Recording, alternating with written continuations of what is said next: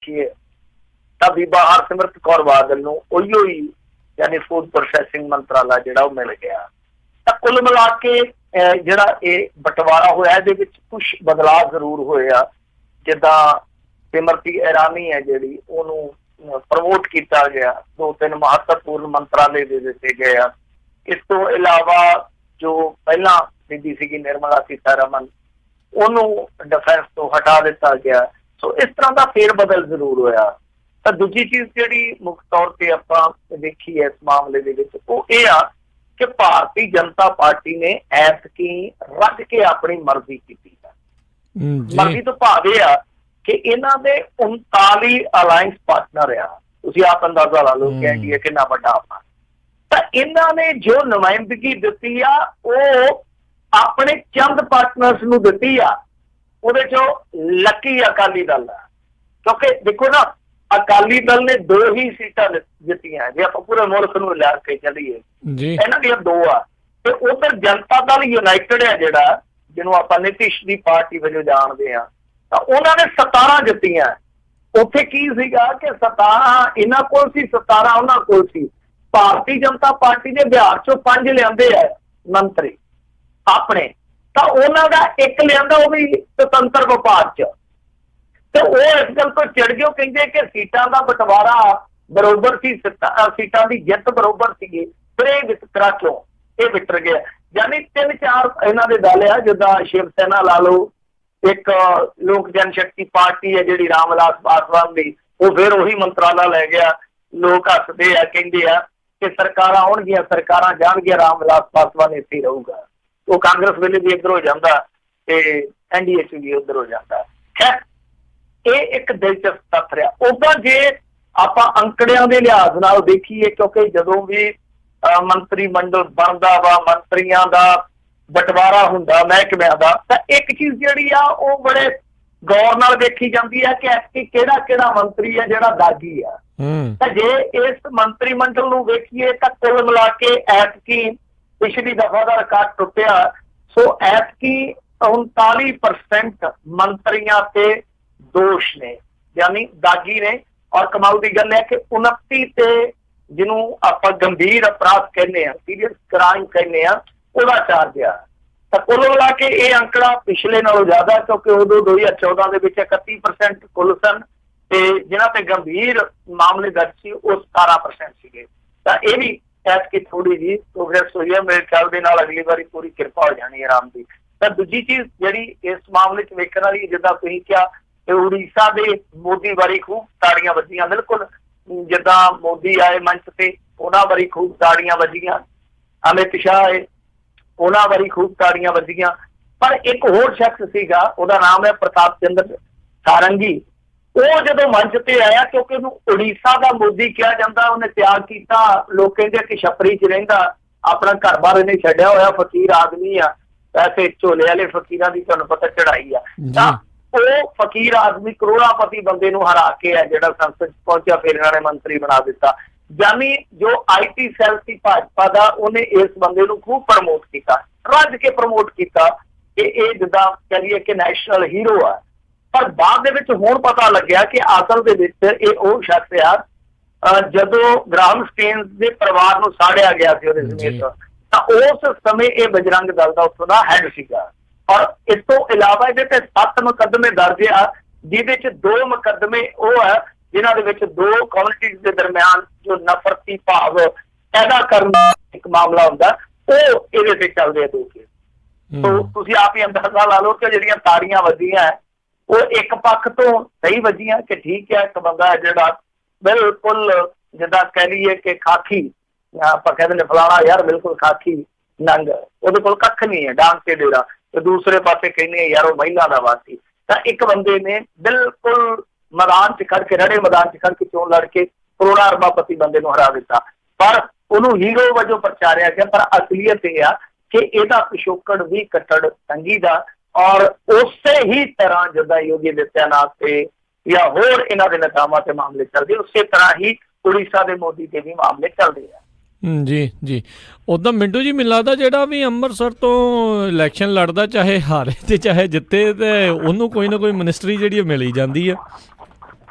ਤੇ ਅੰਮ੍ਰਿਤਸਰ ਤੋਂ ਫਿਰ ਆਪਾਂ ਵੀ ਇਲੈਕਸ਼ਨ ਲੜ ਲਈਏ, ਭਾਵੇਂ ਰਾਤ ਹੀ ਖੜ ਜਾਈਏ। ਲੱਗਦਾ ਤੇ ਏਦਾਂ ਹੀ ਆ ਕਿ ਲੱਕੀ ਆ ਅੰਮ੍ਰਿਤਸਰ। ਵੈਸੇ ਅੰਮ੍ਰਿਤਸਰੀਆਂ ਨੇ ਕਿਉਂ ਬਈ, ਮੈਨੂੰ ਤੇ ਇਹ ਲੱਗਦਾ ਕਿ ਮੌਕਾ ਸੁਝਾ ਦਿੱਤਾ।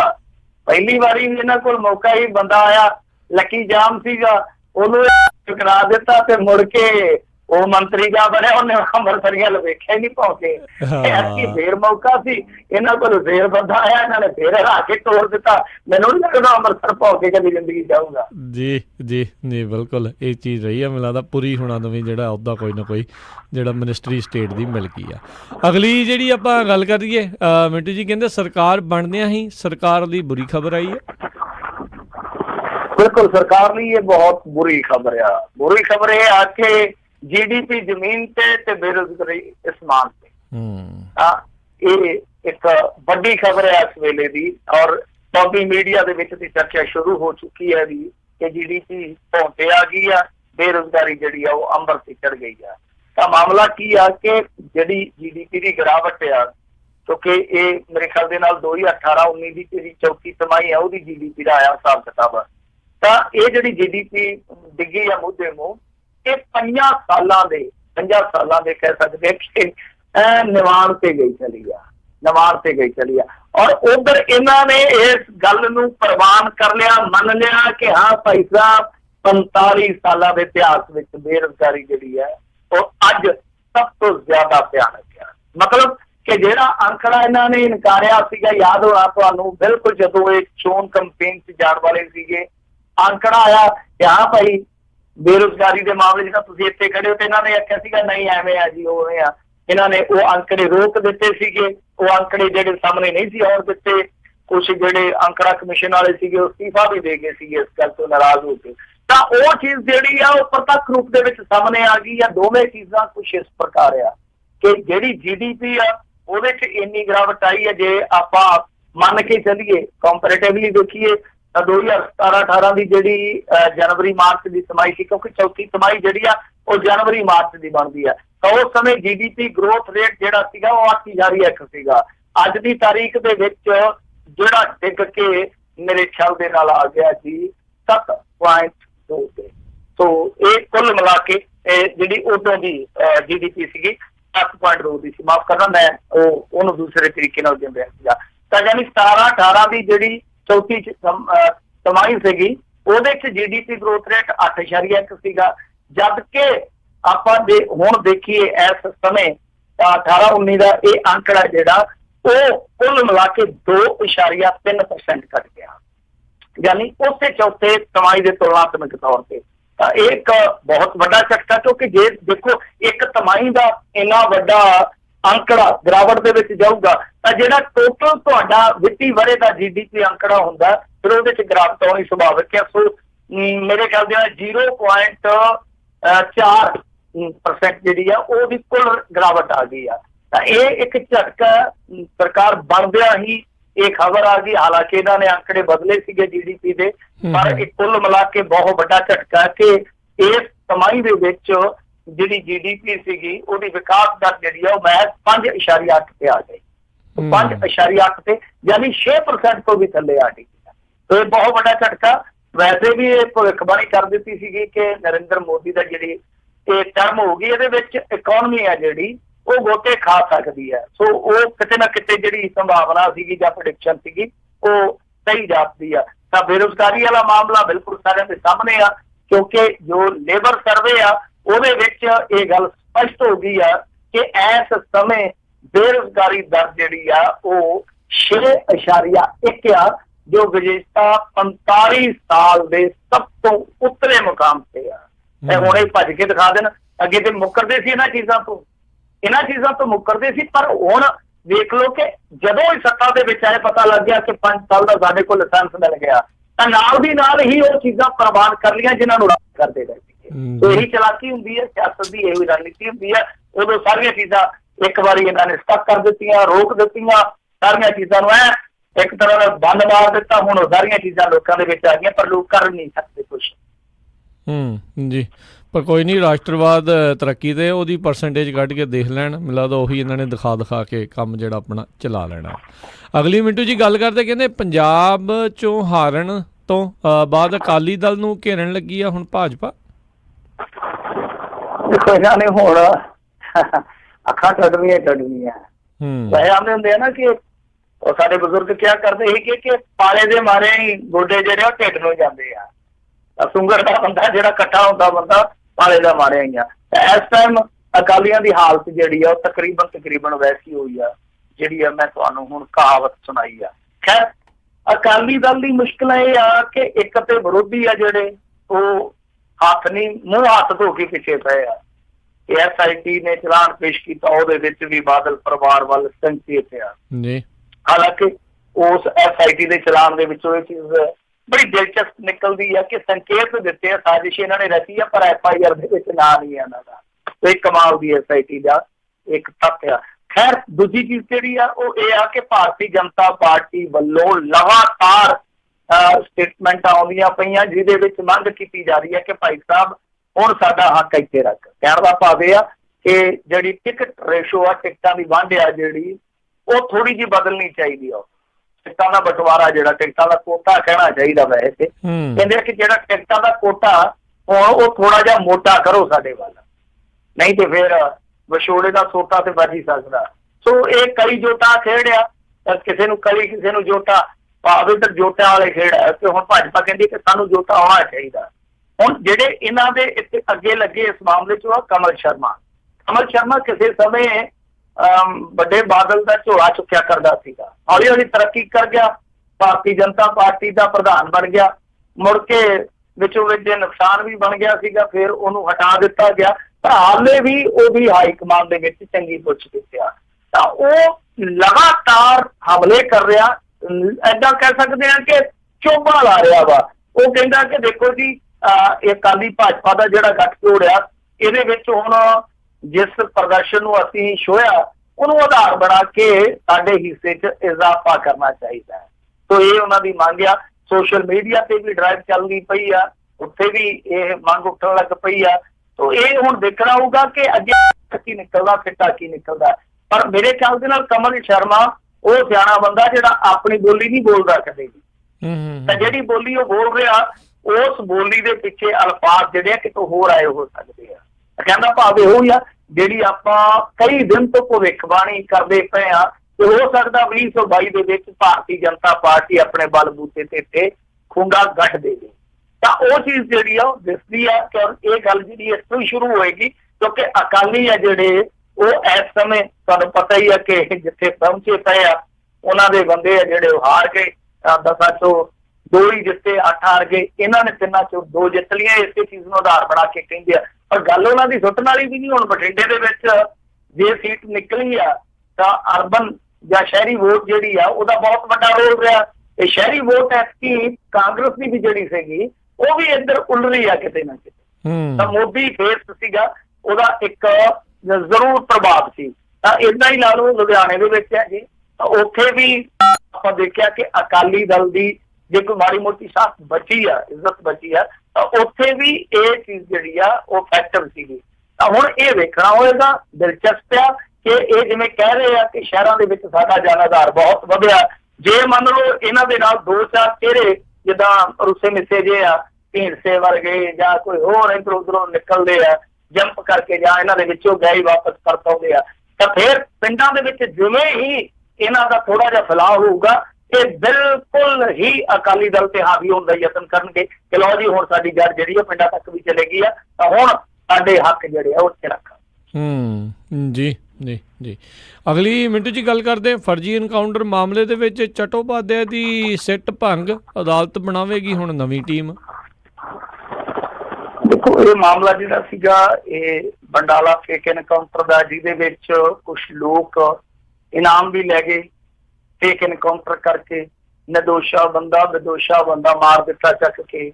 ਮੇਰੇ ਖਿਆਲ ਦੇ ਨਾਲ ਕਾਲਾ ਅਫਗਾਨਾ ਦਾ ਸੀਗਾ ਉਹ ਨੌਜਵਾਨ ਚੱਕ ਕੇ ਮਾਰ ਦਿੱਤਾ। ਉਹਦੀ ਬੀਵੀ ਨੇ ਬਹੁਤ ਲੰਬੀ ਲੜਾਈ ਲੜੀ ਆ, ਪਰ ਮਹਾਰਾਜ ਉਮਰਾ ਨੰਗਲ ਦਾ ਉਹਦੇ ਵਿੱਚ ਨਾ ਆਉਂਦਾ।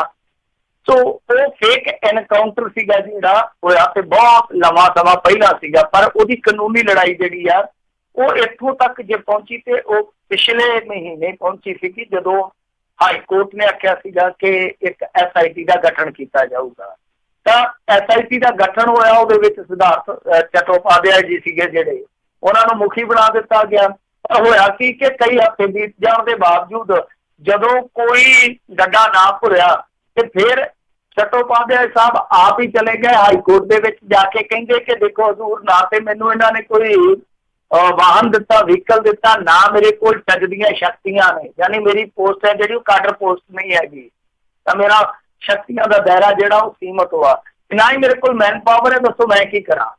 ਤਾਂ ਇਸ ਗੱਲ ਤੇ ਹਾਈ ਕੋਰਟ ਦੱਸਦੇ ਕਿ ਕਾਫੀ ਸਖਤ ਹੋਇਆ, ਉਹਨਾਂ ਨੇ ਇਹਨਾਂ ਦੀ ਕੋਈ ਗੱਲ ਨਹੀਂ ਸੁਣੀ ਤੇ ਨਾਲ ਦੀ ਨਾਲ ਇਹ ਜਿਹੜੀ SIT ਸੀਗੀ ਉਹਨੂੰ ਭੰਗ ਕਰ ਦਿੱਤਾ, ਕਿਉਂਕਿ ਪੰਜਾਬ ਸਰਕਾਰ ਵੱਲੋਂ ਵੀ ਕਿਹਾ ਗਿਆ ਸੀਗਾ ਕਿ ਜੋ IG ਗੁਰਪ੍ਰੀਤ ਦਿਓ ਜੀ ਹੈ ਉਹ ਦੂਸਰੀ SIT ਦੇ ਵਿੱਚ ਕੰਮ ਕਰਦੇ ਪਏ ਆ, ਇਸ ਕਰਕੇ ਉਹਨਾਂ ਨੂੰ ਇੱਧਰ ਟਾਈਮ ਦੇਣਾ ਜਿਹੜਾ ਉਹ ਵਾਜਬ ਨਹੀਂ ਹੋਏਗਾ। ਤਾਂ ਇਹਨਾਂ ਨੇ ਫਿਰ ਕਿਹਾ ਕਿ ਜੇ ਉਹਨਾਂ ਨੂੰ ਇਸ ਤਰ੍ਹਾਂ ਮੁਨਾਸਿਬ ਨਹੀਂ ਹੈ ਤਾਂ ਫਿਰ ਇਹ ਮੁਨਾਸਿਬ ਹੀ ਨਹੀਂ ਹੈ ਕਿ ਇਸ ਟੀਮ ਨੂੰ ਅੱਗੇ ਤੋਰਿਆ ਜਾਵੇ, ਤਾਂ ਇਸ ਟੀਮ ਨੂੰ ਤੋੜ ਦਿੱਤਾ ਗਿਆ। ਹੁਣ ਨਵੀਂ ਟੀਮ ਦਾ ਇੱਕ ਗਠਨ ਹੈ ਜੋ ਉਹ ਹਾਈ ਕੋਰਟ ਵੱਲੋਂ ਕੀਤਾ ਜਾਊਗਾ। ਕਹਿਣ ਦਾ ਭਾਵ ਹੈ ਕਿ ਜੇ ਮਾੜੀ ਮੋਟੀ ਆਸ ਵੱਝੀ ਸੀਗੀ, ਉਮੀਦ ਵੱਝੀ ਸੀਗੀ, ਉਹਦੇ ਵਿੱਚ ਫਿਰ ਇੱਕ ਵਾਰੀ ਖਟਾਈ ਪੈ ਗਈ ਆ। ਹੁਣ ਗੱਲ ਤੇ ਇਹੋ ਹੀ ਆ ਨਾ ਕਿ ਜਦੋਂ ਜਸਟਿਸ ਜੋਰਾ ਸਿੰਘ ਕਮਿਸ਼ਨ ਦੇ ਨਾਲ ਇਹਨਾਂ ਨੇ ਇਸ ਤਰ੍ਹਾਂ ਕੀਤਾ ਸੀ ਅਕਾਲੀ ਭਾਜਪਾ ਸਰਕਾਰ 'ਚ, ਉਦੋਂ ਕਾਂਗਰਸੀਆਂ ਨੇ ਬੜੀ ਸਖਤ ਆਲੋਚਨਾ ਕੀਤੀ ਸੀਗੀ ਕਿ ਤੁਸੀਂ ਜੋਰਾ ਸਿੰਘ ਕਮਿਸ਼ਨ ਨੂੰ ਕੁਰਸੀ ਮੇਜ਼ ਦੇਣ ਤੋਂ ਆਕੀ ਹੋ ਗਏ ਹੋ। ਤਾਂ ਹੁਣ ਇਹ ਵੀ ਸਵਾਲ ਜਿਹੜਾ ਉਹ ਇਹਨਾਂ ਤੇ ਕੀਤਾ ਜਾ ਸਕਦਾ ਕਿ ਭਾਈ ਤੁਹਾਨੂੰ ਕੀ ਹੋ ਗਿਆ, ਤੁਹਾਡਾ ਆਪਣਾ ਅਫਸਰ ਹੈ ਪੰਜਾਬ ਪੁਲਿਸ ਦਾ ਜਿਹੜਾ ਵਾਪਸ ਹਾਈ ਕੋਰਟ ਦੇ ਕੋਲ ਜਾਂਦਾ ਕਿ ਮੈਨੂੰ ਤੇ ਇਹਨਾਂ ਨੇ ਵਹੀਕਲ ਛੱਡੋ ਨਾਲ ਕੋਈ ਸਹਾਇਕ ਸਾਥ ਵੀ ਨਹੀਂ ਦਿੱਤਾ, ਤੇ ਫਿਰ ਕੀ ਇਹਦਾ ਮਤਲਬ ਸਮਝਿਆ ਜਾਵੇ ਕਿ ਸਰਕਾਰ ਚਾਹੇ ਕਿਸੇ ਦੀ ਵੀ ਹੋਵੇ, ਜੋ ਝੂਠੇ ਮੁਕਾਬਲਿਆਂ ਦੇ ਵਿੱਚ ਬੰਦੇ ਚੁੱਕ ਕੇ ਮਾਰੇ ਗਏ ਆ, ਉਹਨਾਂ ਦੇ ਜਿਹੜੇ ਬਚੇ ਕੁਝ ਪਰਿਵਾਰ ਆ, ਪੀੜਤ ਆ, ਜਿਹੜੇ ਕਿ ਲੰਮੇ ਸਮੇਂ ਤੋਂ ਕਾਨੂੰਨੀ ਲੜਾਈ ਲੜਦੇ ਪਏ, ਉਹਨਾਂ ਨੂੰ ਇਨਸਾਫ ਦੀ ਕਿਤੋਂ ਵੀ ਉਮੀਦ ਨਹੀਂ। ਪਰ ਇਹਦਾ ਮਤਲਬ ਤੇ ਇਹੋ ਹੀ ਨਿਕਲਦਾ। ਜੀ ਜੀ ਜੀ ਅਗਲੀ ਜਿਹੜੀ ਗੱਲ ਕਰੀਏ, ਕਹਿੰਦੇ ਸੁਖਬੀਰ ਬਾਦਲ ਪਿੱਛੋਂ ਕਿਸ ਹੱਥ ਹੋਵੇਗੀ ਵਿਧਾਨ ਸਭਾ ਦੀ ਕਮਾਨ, ਹੁਣ ਇਹ ਸਵਾਲ ਉੱਠਣ ਲੱਗੇ ਨੇ। ਉੱਥੇ ਸਿੱਧਾ ਹਿਸਾਬ ਆ, ਬੜਾ ਸੌਖਾ ਹਿਸਾਬ ਹੈ ਜੇ ਲੁਕਤਮ ਕੱਢਣੀ ਹੋਵੇ। ਕੋਈ ਮੇਰੇ ਖਿਆਲ ਦੇ ਨਾਲ ਵੱਡੀ ਦੁਬਿਧਾ ਨਹੀਂ ਹੈਗੀ ਜੇ ਕਿਸੇ ਨੇ ਸਵਾਲ ਦਾ ਹੱਲ ਲੱਭਣਾ ਹੋਵੇ। ਦੇਖੋ ਦੋ ਹੀ ਹੈ, ਕਿਉਂਕਿ ਇਹ ਜਿੱਥੇ ਸੀਗੇ 15 ਚੋਂ ਸ਼ਾਹਪੁਰ ਵਾਲੀ ਸੀਟ, ਸ਼ਾਹਕੋਟ ਵਾਲੀ ਸੀਟ ਚਲੇ ਗਈ, 14 ਰਹਿ ਗਏ। 14 ਦੇ ਵਿੱਚੋਂ ਹੁਣ ਪ੍ਰਧਾਨ ਸਾਹਿਬ ਹੈ ਜਿਹੜੇ ਉਹ ਦਿੱਲੀ ਨੂੰ ਚਲੇ ਗਏ। ਵੈਸੇ ਇੱਕ ਗੱਲ ਚੰਗੀ ਹੋਈ ਆ ਕਿ ਬੀਬਾ ਜੀ ਅੱਗੇ ਲਾਂਭਾ ਦਿੰਦੇ ਹੁੰਦੇ ਸੀਗੇ ਕਿ ਪਰਿਵਾਰ ਵਾਸਤੇ ਸਾਡੇ ਕੋਲ ਟਾਈਮ ਨਹੀਂ ਬਚਦਾ, ਤਾਂ ਘੱਟੋ ਘੱਟ ਮੀਆਂ ਬੀਬੀ ਹੁਣ ਦਿੱਲੀ ਤੱਕ ਇਕੱਠੇ ਚਲੇ ਜਾਇਆ ਕਰਨਗੇ, ਇਹ ਚੰਗੀ ਗੱਲ ਆ। ਤਾਂ ਇਹ ਆ ਕਿ ਹੁਣ ਜਦੋਂ ਪ੍ਰਧਾਨ ਇੱਥੋਂ ਆਪਣੀ ਸੀਟ ਖਾਲੀ ਕਰੂਗਾ ਜਲਾਲਾਬਾਦ ਵਾਲੀ, ਉਹ 13 ਤੋਂ 14 ਹੁੰਦੇ ਆ ਜਾਂ ਫਿਰ ਘਟਦੇ ਆ, ਉਹ ਬਾਅਦ ਦੀ ਗੱਲ ਆ। ਪਰ ਇਸ ਟਾਈਮ ਇੱਕ ਸਵਾਲ ਹੈ ਜਿਹੜਾ ਉਹ ਬੜਾ ਜ਼ਹਿਨ ਦੇ ਵਿੱਚ ਉਥਲ ਪੁਥਲ ਮਚਾਉਂਦਾ ਹੈ ਕਿ ਇਹਨਾਂ ਤੋਂ ਬਾਅਦ ਸਦਨ ਦੇ ਵਿੱਚ, ਅਸੈਂਬਲੀ ਦੇ ਵਿੱਚ ਕਮਾਂਡ ਕੌਣ ਕਰੂਗਾ। ਤਾਂ ਉਹ ਪਰਮਿੰਦਰ ਢੀਂਡਸਾ ਜਾਪਦਾ ਜਾਂ ਫਿਰ ਬਿਕਰਮ ਸਿੰਘ ਮਜੀਠੀਆ। ਪਰ ਪਰਮਿੰਦਰ ਸਿੰਘ ਢੀਂਡਸਾ ਹੈ ਤੇ ਪੜ੍ਹਿਆ ਲਿਖਿਆ ਬੰਦਾ, ਪਰ ਤੁਹਾਨੂੰ ਪਤਾ ਹੀ ਆ ਕਿ ਉੱਥੇ ਜ਼ਿਆਦਾ ਫੌ ਹੈ ਜਿਹੜਾ ਵਿਰਸਾ ਸਿੰਘ ਵਲਟੋਆ ਹੋਰਾਂ ਦਾ ਪੈਂਦਾ ਸੀਗਾ, ਜਾਂ ਫਿਰ ਸਿਕੰਦਰ ਸਿੰਘ ਮਲੂਕਾ ਹੋਰਾਂ ਦੀ ਯਾਦ ਆਉਂਦੀ ਹੈ ਅਸੈਂਬਲੀ 'ਚ, ਕਿਉਂਕਿ ਉਹ ਬੰਦੇ ਤੁਹਾਨੂੰ ਪਤਾ ਧੜੱਲੇਦਾਰ ਆ। ਤਾਂ ਬਿਕਰਮ ਮਜੀਠੀਆ ਜਿਹੜਾ ਥੋੜਾ ਬਹੁਤਾ ਉਹਨਾਂ ਤੋਂ ਸਿੱਖਿਆ, ਉਹਨਾਂ ਤੋਂ ਚੰਡਿਆ ਹੋਇਆ ਹੈਗਾ। ਤਾਂ ਇਸ ਸੂਰਤ ਦੇ ਵਿੱਚ ਕਿ ਇੱਕ ਹਮਲਾਵਰ ਬੰਦਾ ਜਿਹੜਾ, ਕਿਉਂਕਿ ਉਧਰ 70-80 ਦਾ ਗਰੁੱਪ ਆ, ਬਹੁਤ ਵੱਡਾ ਗਰੁੱਪ ਆ ਜੋ ਸੱਤਾਧਾਰੀ ਆ, ਤਾਂ ਜੇ ਕੋਈ ਮਾੜਾ ਮੋਟਾ ਉੱਥੇ ਆਪਣਾ ਵਜ਼ਨ ਰੱਖ ਸਕਦਾ ਤਾਂ ਉਹ ਸੁਖਬੀਰ ਸਿੰਘ ਬਾਦਲ ਤੋਂ, ਜੇ ਬਾਅਦ ਦੂਸਰਾ ਕੋਈ ਬਦਲ, ਠੋਸ ਬਦਲ ਨਜ਼ਰ ਆਉਂਦਾ ਤਾਂ ਉਹ ਬਿਕਰਮ ਸਿੰਘ ਮਜੀਠੀਆ ਦਾ ਹੀ ਆ। ਦੇਖਦੇ ਹੁਣ ਕਿਹਦੇ ਤੇ ਗੁਣਾ ਪੈਂਦਾ, ਪਰ ਮੇਰੇ ਖਿਆਲ ਦੇ ਨਾਲ ਬਿਕਰਮ ਸਿੰਘ ਮਜੀਠੀਆ ਜਿਹੜਾ ਪਰਮਿੰਦਰ ਢੀਂਡਸਾ ਦੇ ਮੁਕਾਬਲੇ ਸਟਰੋਂਗ ਹੈ ਦੌਰ ਦੇ ਵਿੱਚ। ਪਰ ਫਿਰ ਵੀ ਦੇਖਣਾ ਹੋਊਗਾ ਕਿ ਅੱਗੇ ਕੀ ਬਣਦਾ, ਕੀ ਰਣਨੀਤੀ ਇਹਨਾਂ ਦੀ ਰਹਿੰਦੀ ਆ। ਉਦਾਂ ਵੈਸੇ ਇੱਕ ਕਿਆਫਾ ਇਹ ਵੀ ਸੀਗਾ ਕਿ ਸੁਖਬੀਰ ਸਿੰਘ ਬਾਦਲ ਜਿਹੜੇ ਉਹ ਕੇਂਦਰੀ ਰਾਜਨੀਤੀ 'ਚ ਵੀ ਜਾ ਸਕਦੇ ਆ, ਪਰ ਇਹ ਇੱਕ ਤੈਅ ਹੋ ਗਈ ਸੀਗੀ ਗੱਲਬਾਤ ਕਿ ਨਹੀਂ, ਉਹ ਇੱਥੇ ਰਹਿ ਕੇ ਹੀ ਅਕਾਲੀ ਦਲ ਨੂੰ ਰਿਵਾਈਵ ਕਰਨ ਦਾ ਯਤਨ ਕਰਨਗੇ। ਪਰ ਹੁਣ ਟਾਈਮ ਹੈ ਜਿਹੜਾ ਉਹ ਕੱਢਣਾ ਵੀ ਇੱਕ ਬਹੁਤ ਵੱਡਾ ਚੈਲੰਜ ਹੋਊਗਾ, ਕਿਉਂਕਿ ਉਧਰੋਂ ਜਿਹੜੀ ਤੁਹਾਨੂੰ ਪਤਾ ਹੀ ਹੈ ਵੱਡੇ ਹਾਊਸ ਦੀ ਕਾਰਵਾਈ ਚੱਲਦੀ ਆ, ਉਧਰੋਂ ਜੇ ਮੰਨ ਲਓ ਇੱਥੇ ਟਾਈਮ ਦੇਣਾ ਪੈਂਦਾ, ਦੋਹਾਂ ਦੇ ਵਿੱਚ ਤਾਲਮੇਲ ਬਿਠਾਉਣਾ ਜਿਹੜਾ ਬੜਾ ਔਖਾ ਕੰਮ ਹੋ ਜਾਂਦਾ। ਸੋ ਦੋਵੇਂ ਚੁਣੌਤੀ ਆ ਕਿ ਇੱਕ ਤੇ ਬੇਅਦਬੀ ਵਾਲੇ ਮਾਮਲੇ ਚੋਂ ਕਿੱਦਾਂ ਨਿਕਲਿਆ ਜਾਵੇ, ਦੂਸਰਾ ਕਿ ਜਿਹੜਾ ਵੋਟ ਬੈਂਕ ਖੁੱਸਿਆ ਉਹਨੂੰ ਕਿਸ ਤਰ੍ਹਾਂ ਹਾਸਲ ਕੀਤਾ ਜਾਵੇ, ਔਰ ਤੀਸਰੀ ਵੱਡੀ ਚੁਣੌਤੀ ਇਹ ਆ ਕਿ ਅਸੈਂਬਲੀ ਦੇ ਵਿੱਚ ਲੀਡ ਕੌਣ ਕਰੂਗਾ। ਸੋ ਇਹਦਾ ਹੱਲ ਮੇਰੇ ਖਿਆਲ ਦੇ ਨਾਲ ਕੱਲ ਹੀ ਕੱਢਣਗੇ। ਪਰ ਕਿਆਸੇ ਜਿਹੜੇ ਉਹ ਦਿਲਚਸਪੀ ਦਾ ਸਬਬ ਆ। ਜੀ ਜੀ। ਅਗਲੀ ਗੱਲ ਕਰਦੇ, ਪੁਲਿਸ ਹਿਰਾਸਤ ਦੇ ਵਿੱਚ ਮਾਰੇ ਗਏ ਜਸਪਾਲ ਦੀ ਲਾਸ਼ ਮਿਲਣ ਦਾ ਦਾਵਾ ਗਲਤ ਨਿਕਲਿਆ। ਦਾਵਾ ਕੀਤਾ ਗਿਆ ਸੀਗਾ, ਵੈਸੇ ਕੱਲ ਰਾਤ ਦਾਵਾ ਕੀਤਾ ਗਿਆ ਸੀਗਾ ਕਿ ਜਸਪਾਲ ਸਿੰਘ ਲਾਡੀ ਦੀ ਲਾਸ਼ ਜਿਹੜੀ ਆ ਉਹ ਮਸੀਤਾ ਹੈਡ ਤੋਂ ਮਿਲ ਗਈ ਆ। ਵੈਸੇ ਨਾ ਲੋਹਗੜ੍ਹ ਹੈਡ ਇੱਕ ਪਰੇ ਮਸੀਤਾ ਹੈਡ ਆ, ਉੱਥੇ ਇੰਨਾ ਜ਼ਿਆਦਾ ਲਾਸ਼ਾਂ ਦਾ ਜਮਾਵੜਾ ਲੱਗ ਜਾਂਦਾ, ਕਈ ਵਾਰ ਉਹ ਲਾਸ਼ਾਂ ਚੱਕ ਕੇ ਬਾਹਰ ਸੁੱਟ ਦਿੰਦੇ ਆ, ਬੜੀ ਬੇਹਰਮਤੀ ਹੁੰਦੀ ਆ ਉੱਥੇ। ਔਰ ਨਹੀਂ ਤੇ ਡੰਡਿਆਂ ਦੇ ਨਾਲ ਗਾਹ ਤੱਕ ਦਿੰਦੇ, ਕਈ ਲਾਸ਼ਾਂ ਗਾਹ ਨਿਕਲ ਜਾਂਦੀਆਂ, ਕਈ ਅੜ ਜਾਂਦੀਆਂ, ਕਈਆਂ ਨੂੰ ਬਾਹਰ ਸੁੱਟ ਦਿੰਦੇ ਆ। ਇਸ ਤਰ੍ਹਾਂ ਦਾ ਉੱਥੇ ਮੰਜ਼ਰ ਆ, ਖੌਫਨਾਕ ਮੰਜ਼ਰ ਆ ਪੂਰਾ। ਤਾਂ ਉੱਥੇ ਇੱਕ ਉਮੀਦ ਹੁੰਦੀ ਆ ਕਿ ਜਿਹੜੀ ਇੱਧਰੋਂ ਲਾਸ਼ ਗਈ ਚਲੀ ਆ ਮਸੀਤਾ ਹੈਡ ਤੇ ਜਾਂ ਲੋਹਗੜ੍ਹ ਹੈਡ ਤੇ ਜਿਹੜੀ ਉਹ ਫਸ ਜਾਂਦੀ ਆ। ਤਾਂ ਇਹਦੇ ਬਾਰੇ ਚਰਚਾ ਚੱਲੀ ਕਿ ਇੱਕ ਨੌਜਵਾਨ ਦੀ ਲਾਸ਼ ਮਿਲੀ ਆ। ਇੱਕਾ ਦੁੱਕਾ ਅਖਬਾਰਾਂ ਨੇ ਤੇ ਪੂਰਾ ਦਾਅਵਾ ਵੀ ਕਰ ਦਿੱਤਾ ਸੀਗਾ ਕਿ ਲਾਸ਼ ਜਿਹੜੀ ਆ ਉਹ ਜਸਪਾਲ ਦੀ ਉਹ ਆ। ਤੇ ਫਿਰ ਜਾ ਕੇ ਜਦੋਂ ਇਹਨਾਂ ਨੇ ਸ਼ਨਾਖਤ ਕੀਤੀ, ਉੱਥੇ ਸਭ ਤੋਂ ਵੱਡਾ ਜੋ ਇੱਕ ਲਾਸ਼ ਦੇ ਵਿੱਚ ਫਰਕ ਨਜ਼ਰ ਆਇਆ ਉਹ ਇਹ ਸੀਗਾ ਕਿ ਜਿਹੜੀ ਲਾਸ਼ ਮਿਲੀ, ਜੋ ਦਾਅਵਾ ਕੀਤਾ ਗਿਆ ਕਿ ਜਸਪਾਲ ਦੀ ਆ, ਉਹਦੀ ਹਾਈਟ ਜਿਹੜੀ ਸੀਗੀ ਉਹ 5 ਫੀਟ 10 ਇੰਚ ਸੀਗੀ। ਜਿਹੜੀ ਇਹਦੀ ਹਾਈਟ ਸੀਗੀ ਉਹ 5 ਫੀਟ 3 ਇੰਚ ਦੀ ਸੀਗੀ। ਯਾਨੀ 5 ਫੁੱਟ 3 ਇੰਚ ਦਾ ਮੁੰਡਾ ਤੇ 5 ਫੁੱਟ 10 ਇੰਚ ਦਾ ਮੁੰਡਾ, ਉਹਦੇ ਚ ਬੜਾ ਫਰਕ ਹੋ ਜਾਂਦਾ। ਕਿਉਂਕਿ ਕੱਦ ਕਾਠ ਚ ਜਿਹੜਾ ਉਹ ਤੇ ਮਾਪਿਆਂ ਦੇ ਬਿਲਕੁਲ ਨੈਣਾ ਚ ਵਸਿਆ ਹੁੰਦਾ, ਦੂਰੋਂ ਦੱਸ ਦੇਣਗੇ, ਮਾਵਾਂ ਤੇ ਅੰਨੀਆਂ ਹੋ ਜਾਣ, ਉਹ ਹੱਥ ਲਾ ਕੇ ਦੱਸ ਦਿੰਦੀ ਆ ਕਿ ਮੇਰਾ ਪੁੱਤ ਆ। ਤਾਂ ਕਹਿਣ ਦਾ ਭਾਵ ਇਹ ਆ ਕਿ ਜਦੋਂ ਇਹਨਾਂ ਨੇ ਜਾ ਕੇ ਉੱਥੇ ਲਾਸ਼ ਵੇਖੀ, ਨਾਲ ਦੀ ਨਾਲ ਹੀ ਫੇਰ ਦਿੱਤਾ ਇਹਨਾਂ ਦੇ ਪਰਿਵਾਰ ਨੇ ਕਿ ਨਹੀਂ ਭਾਈ ਇਹ ਸਾਡੇ ਮੁੰਡੇ ਦੀ ਲਾਸ਼ ਹੈ ਨਹੀਂ। ਔਰ ਦੂਸਰੀ ਚੀਜ਼ ਇਹ ਆ ਕਿ ਇਹਨਾਂ ਨੇ ਕੰਬਲ ਰਗੜ ਕੇ ਦੇਖਿਆ ਸੀਗਾ, ਦੱਸਦੇ ਆ ਕਿ ਲਾਸ਼ ਤੋਂ ਜਿਹੜੀ ਚਮੜੀ ਸੀਗੀ ਉਹ ਨਹੀਂ ਸੀ ਖੁਰਦੀ ਪਈ। ਤੌਰ ਤੇ ਕੀ ਹੁੰਦਾ ਕਿ 10-11 ਦਿਨ ਜਦੋਂ ਲਾਸ਼ ਪਾਣੀ 'ਚ ਰਹਿ ਜਾਂਦੀ ਹੈ, ਡੈੱਡ ਬੋਡੀ ਰਹਿ ਜਾਂਦੀ ਹੈ, ਮ੍ਰਿਤਕ ਦੇ ਰਹਿ ਜਾਂਦੀ ਆ, ਤਾਂ ਉਹਦੀ ਚਮੜੀ ਜਿਹੜੀ ਆ ਉਹ ਲੈਣੀ ਸ਼ੁਰੂ ਹੋ ਜਾਂਦੀ ਆ। ਕਈਆਂ ਦੀ ਚਮੜੀ ਤੇ ਆਟੇ ਵਾਂਗੂ ਲੈਣੀ ਸ਼ੁਰੂ ਹੋ ਜਾਂਦੀ ਆ। ਤਾਂ ਉਹ ਜਿਹੜੀ ਰਗੜ ਤੋਂ ਚਮੜੀ ਖਿਸਕਦੀ ਨਹੀਂ ਸੀਗੀ, ਇਹਨਾਂ ਨੇ ਅੰਦਾਜ਼ਾ ਲਾਇਆ ਕਿ ਇਹ ਲਾਸ਼ ਜਿਹੜੀ ਉਹ ਸੱਜਰੀ ਆਈ ਹੋ ਸਕਦੀ ਆ। ਇਸ ਕਰਕੇ ਇਹਨਾਂ ਨੇ ਇਸ ਦਾਅਵੇ ਤੇ ਪਾਣੀ ਫੇਰ ਦਿੱਤਾ। ਗੱਲ ਭੌਂਕੇ ਉੱਤੇ ਦੀ ਉੱਥੇ ਹੀ ਆ। ਉਧਰ ਤੁਹਾਨੂੰ ਪਤਾ ਹੀ ਹੈ ਕਿ ਐਕਸ਼ਨ ਕਮੇਟੀ ਹੈ ਜਿਹੜੀ, ਉਹਦੇ 'ਚ ਵੀ ਐਕਸ਼ਨ ਹੋ ਗਿਆ, ਲੱਖਾਂ ਸੁਧਾਣਾ ਲੱਗ ਗਿਆ, ਦੂਸਰੀ ਕਮੇਟੀ ਅਲੱਗ ਗਿਆ, ਇੱਕ ਦੂਜੇ ਦੇ ਅੰਦਰ ਖਾਤੇ ਦੋਸ਼ ਵੀ ਲੱਗਦੇ ਪਏ ਆ। ਸੋਸ਼ਲ ਮੀਡੀਆ ਤੇ ਵੀ ਦੋ ਧੜੇ ਬਣ ਗਏ, ਕਾਮਰੇਡ ਇੱਕ ਪਾਸੇ ਆ, ਦੂਸਰੇ ਇੱਕ ਪਾਸੇ ਆ। ਸੋ ਖਿੱਚਤਾਨ ਚੱਲੀ ਜਾ ਰਹੀ ਆ। ਪਰ ਕੁੱਲ ਮਿਲਾ ਕੇ ਜੋ ਪਰਿਵਾਰ ਆ ਉਹ ਖਾਲੀ ਦਾ ਖਾਲੀ ਆ, ਨਿਆਂ ਪੱਖੋਂ ਵੀ ਔਰ ਲਾਸ਼ ਮਿਲਣ ਦੇ ਪੱਖੋਂ ਵੀ। ਜੀ ਜੀ ਜੀ। ਅਗਲੀ ਜਿਹੜੀ ਗੱਲ ਕਰਦੇ, ਕਹਿੰਦੇ ਵਿਧਾਇਕ ਦਵਿੰਦਰ ਘੁਬਾਇਆ ਉਮਰ ਮਾਮਲੇ ਵਿੱਚ ਸਕੂਲ ਪ੍ਰਿੰਸੀਪਲ ਵਿੱਚ ਜਿਹੜੇ ਸਕੂਲ ਪ੍ਰਿੰਸੀਪਲ ਤੇ ਡਾਕਟਰ ਤਲਬ। ਦੇਖੋ, ਇਹ ਘੁਬਾਇਆ ਦਾ ਜਿਹੜਾ ਮਸਲਾ ਆ ਇਹ ਉਮਰ ਦਾ ਮਸਲਾ ਹੈ। ਕਿਉਂਕਿ ਜਦੋਂ ਇਹ ਬਣਿਆ ਸੀਗਾ ਵਿਧਾਇਕ ਤੇ ਬੜੇ ਜ਼ੋਰ ਸ਼ੋਰ ਦੇ ਨਾਲ ਕਿਹਾ ਗਿਆ ਕਿ ਦੇਖੋ ਜੀ ਘੁਬਾਇਆ ਸਾਹਿਬ ਦਾ ਮੁੰਡਾ ਜਿਹੜਾ ਉਹ ਸਭ ਤੋਂ ਯੰਗੈਸਟ ਆ, ਮਤਲਬ ਕਿ ਨੌਜਵਾਨ ਵਿਧਾਇਕ ਆ ਜੋ ਅਸੈਂਬਲੀ 'ਚ ਪਹੁੰਚਿਆ। ਫਿਰ ਅੰਗਦ ਸੈਣੀ ਦਾ ਆ ਗਿਆ ਕਿ ਅੰਗਦ ਸੈਣੀ ਸਭ ਤੋਂ ਨੌਜਵਾਨ ਆ। ਪਰ ਇਹਨਾਂ 'ਚੋਂ ਨੌਜਵਾਨ ਕੌਣ ਆ, ਉਹਦਾ ਤੇ ਰੇੜਕਾ ਮੁੱਕਿਆ ਨਹੀਂ। ਇੱਕ ਰੇੜਕਾ ਹੋਰ ਪੈ ਗਿਆ ਕਿ ਅਸਲ ਦੇ ਵਿੱਚ ਦਵਿੰਦਰ ਘੁਬਾਇਆ ਜਿਹੜਾ ਉਹ ਤੈਅ ਉਮਰ ਤੋਂ ਵੀ ਨਿੱਕਾ ਸੀਗਾ ਇਲੈਕਸ਼ਨ ਲੜਨ ਵੇਲੇ। ਸੋ ਸੁਰਜੀਤ ਜੈਨੀ ਦੇ ਨਾਲ ਇਹਦੀ ਬੜੀ ਫਸਵੀਂ ਟੱਕਰ ਹੋਈ ਸੀ, ਸਾਵੀਂ ਟੱਕਰ ਸੀਗੀ। ਉਹਦੇ 'ਚ ਕੁਝ ਸੈਂਕੜੇ ਵੋਟਾਂ ਦਾ ਫਰਕ ਰਹਿ ਗਿਆ ਸੀਗਾ। ਪਰ ਦਵਿੰਦਰ ਘੁਬਾਇਆ ਵਰਗਾ ਮੁੰਡਾ ਖੁੰਡਾ ਉੱਠ ਕੇ ਸੁਰਜੀਤ ਕੁਮਾਰ ਜੈਨੀ ਵਰਗੇ ਨੂੰ ਹਰਾ ਦੇਵੇ, ਇਹ ਤੇ ਬਹੁਤ ਇੱਕ ਤਰ੍ਹਾਂ ਨਾਲ ਕਈ ਉਲਟ ਫੇਰਿਆ। ਵੈਸੇ ਜਸਵਿੰਦਰ ਰੌਕੀ ਵੀ ਉਦੋਂ ਲੈ ਚੱਲਿਆ ਸੀ ਇਹਨੂੰ ਪਿਛਲੇ ਇਲੈਕਸ਼ਨ 'ਚ, ਉੱਤੋਂ ਮਸਾਂ ਬਚਿਆ ਸੀ, ਪਰ ਦਵਿੰਦਰ ਘੁਬਾਇਆ ਫੇਟ ਮਾਰ ਗਿਆ। ਤੇ ਇਹਨੇ ਜਾ ਕੇ ਕੀ ਕੀਤਾ ਸੀਗਾ ਕਿ ਕੇਸ ਦਰਜ ਕਰਵਾ ਦਿੱਤਾ।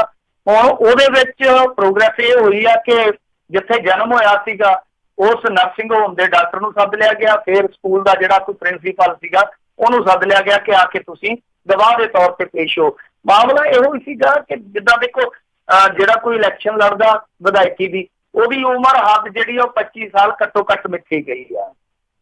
ਤਾਂ ਇਹਨੇ ਜੋ ਦਾਅਵਾ ਕੀਤਾ ਸੁਰਜੀਤ ਕੁਮਾਰ ਜੈਨੀ ਨੇ, ਉਹਦੇ ਮੁਤਾਬਕ ਇਹੋ ਆ ਕਿ 10ਵੀਂ ਤੇ ਜਿਹੜੇ ਦੂਸਰੇ ਡਾਕੂਮੈਂਟ ਸੀ ਉਹਦੇ ਮੁਤਾਬਕ ਦਵਿੰਦਰ ਘੁਬਾਇਆ ਦੀ ਉਮਰ ਜਿਹੜੀ ਆ ਉਹ 31 ਜੁਲਾਈ 1993 ਦਰਜ ਆ, ਜਦ ਕਿ 5 ਜਨਵਰੀ 2017 ਦੀ ਜਿਹੜੀ ਇਹ ਵੋਟਰ ਸੂਚੀ ਆ ਉਹਦੇ ਵਿੱਚ ਇਹਦੀ ਉਮਰ ਜਿਹੜੀ ਆ ਉਹ ਗਲਤ ਲਿਖੀ ਗਈ ਆ, ਭਾਵ 91 ਦਰਜ ਕੀਤੀ ਗਈ ਹੈ। ਮਤਲਬ ਕਿ ਉਮਰ ਪੂਰੀ ਕੀਤੀ ਗਈ ਹੈ, ਯਾਨੀ 2 ਸਾਲ ਉਮਰ ਦਾ ਫਰਕ ਪਾਇਆ ਗਿਆ। ਸੋ ਇਹ ਮਾਮਲਾ, ਇਹ ਇਸ ਮਾਮਲੇ ਦਾ ਪਿਛੋਕੜ ਆ।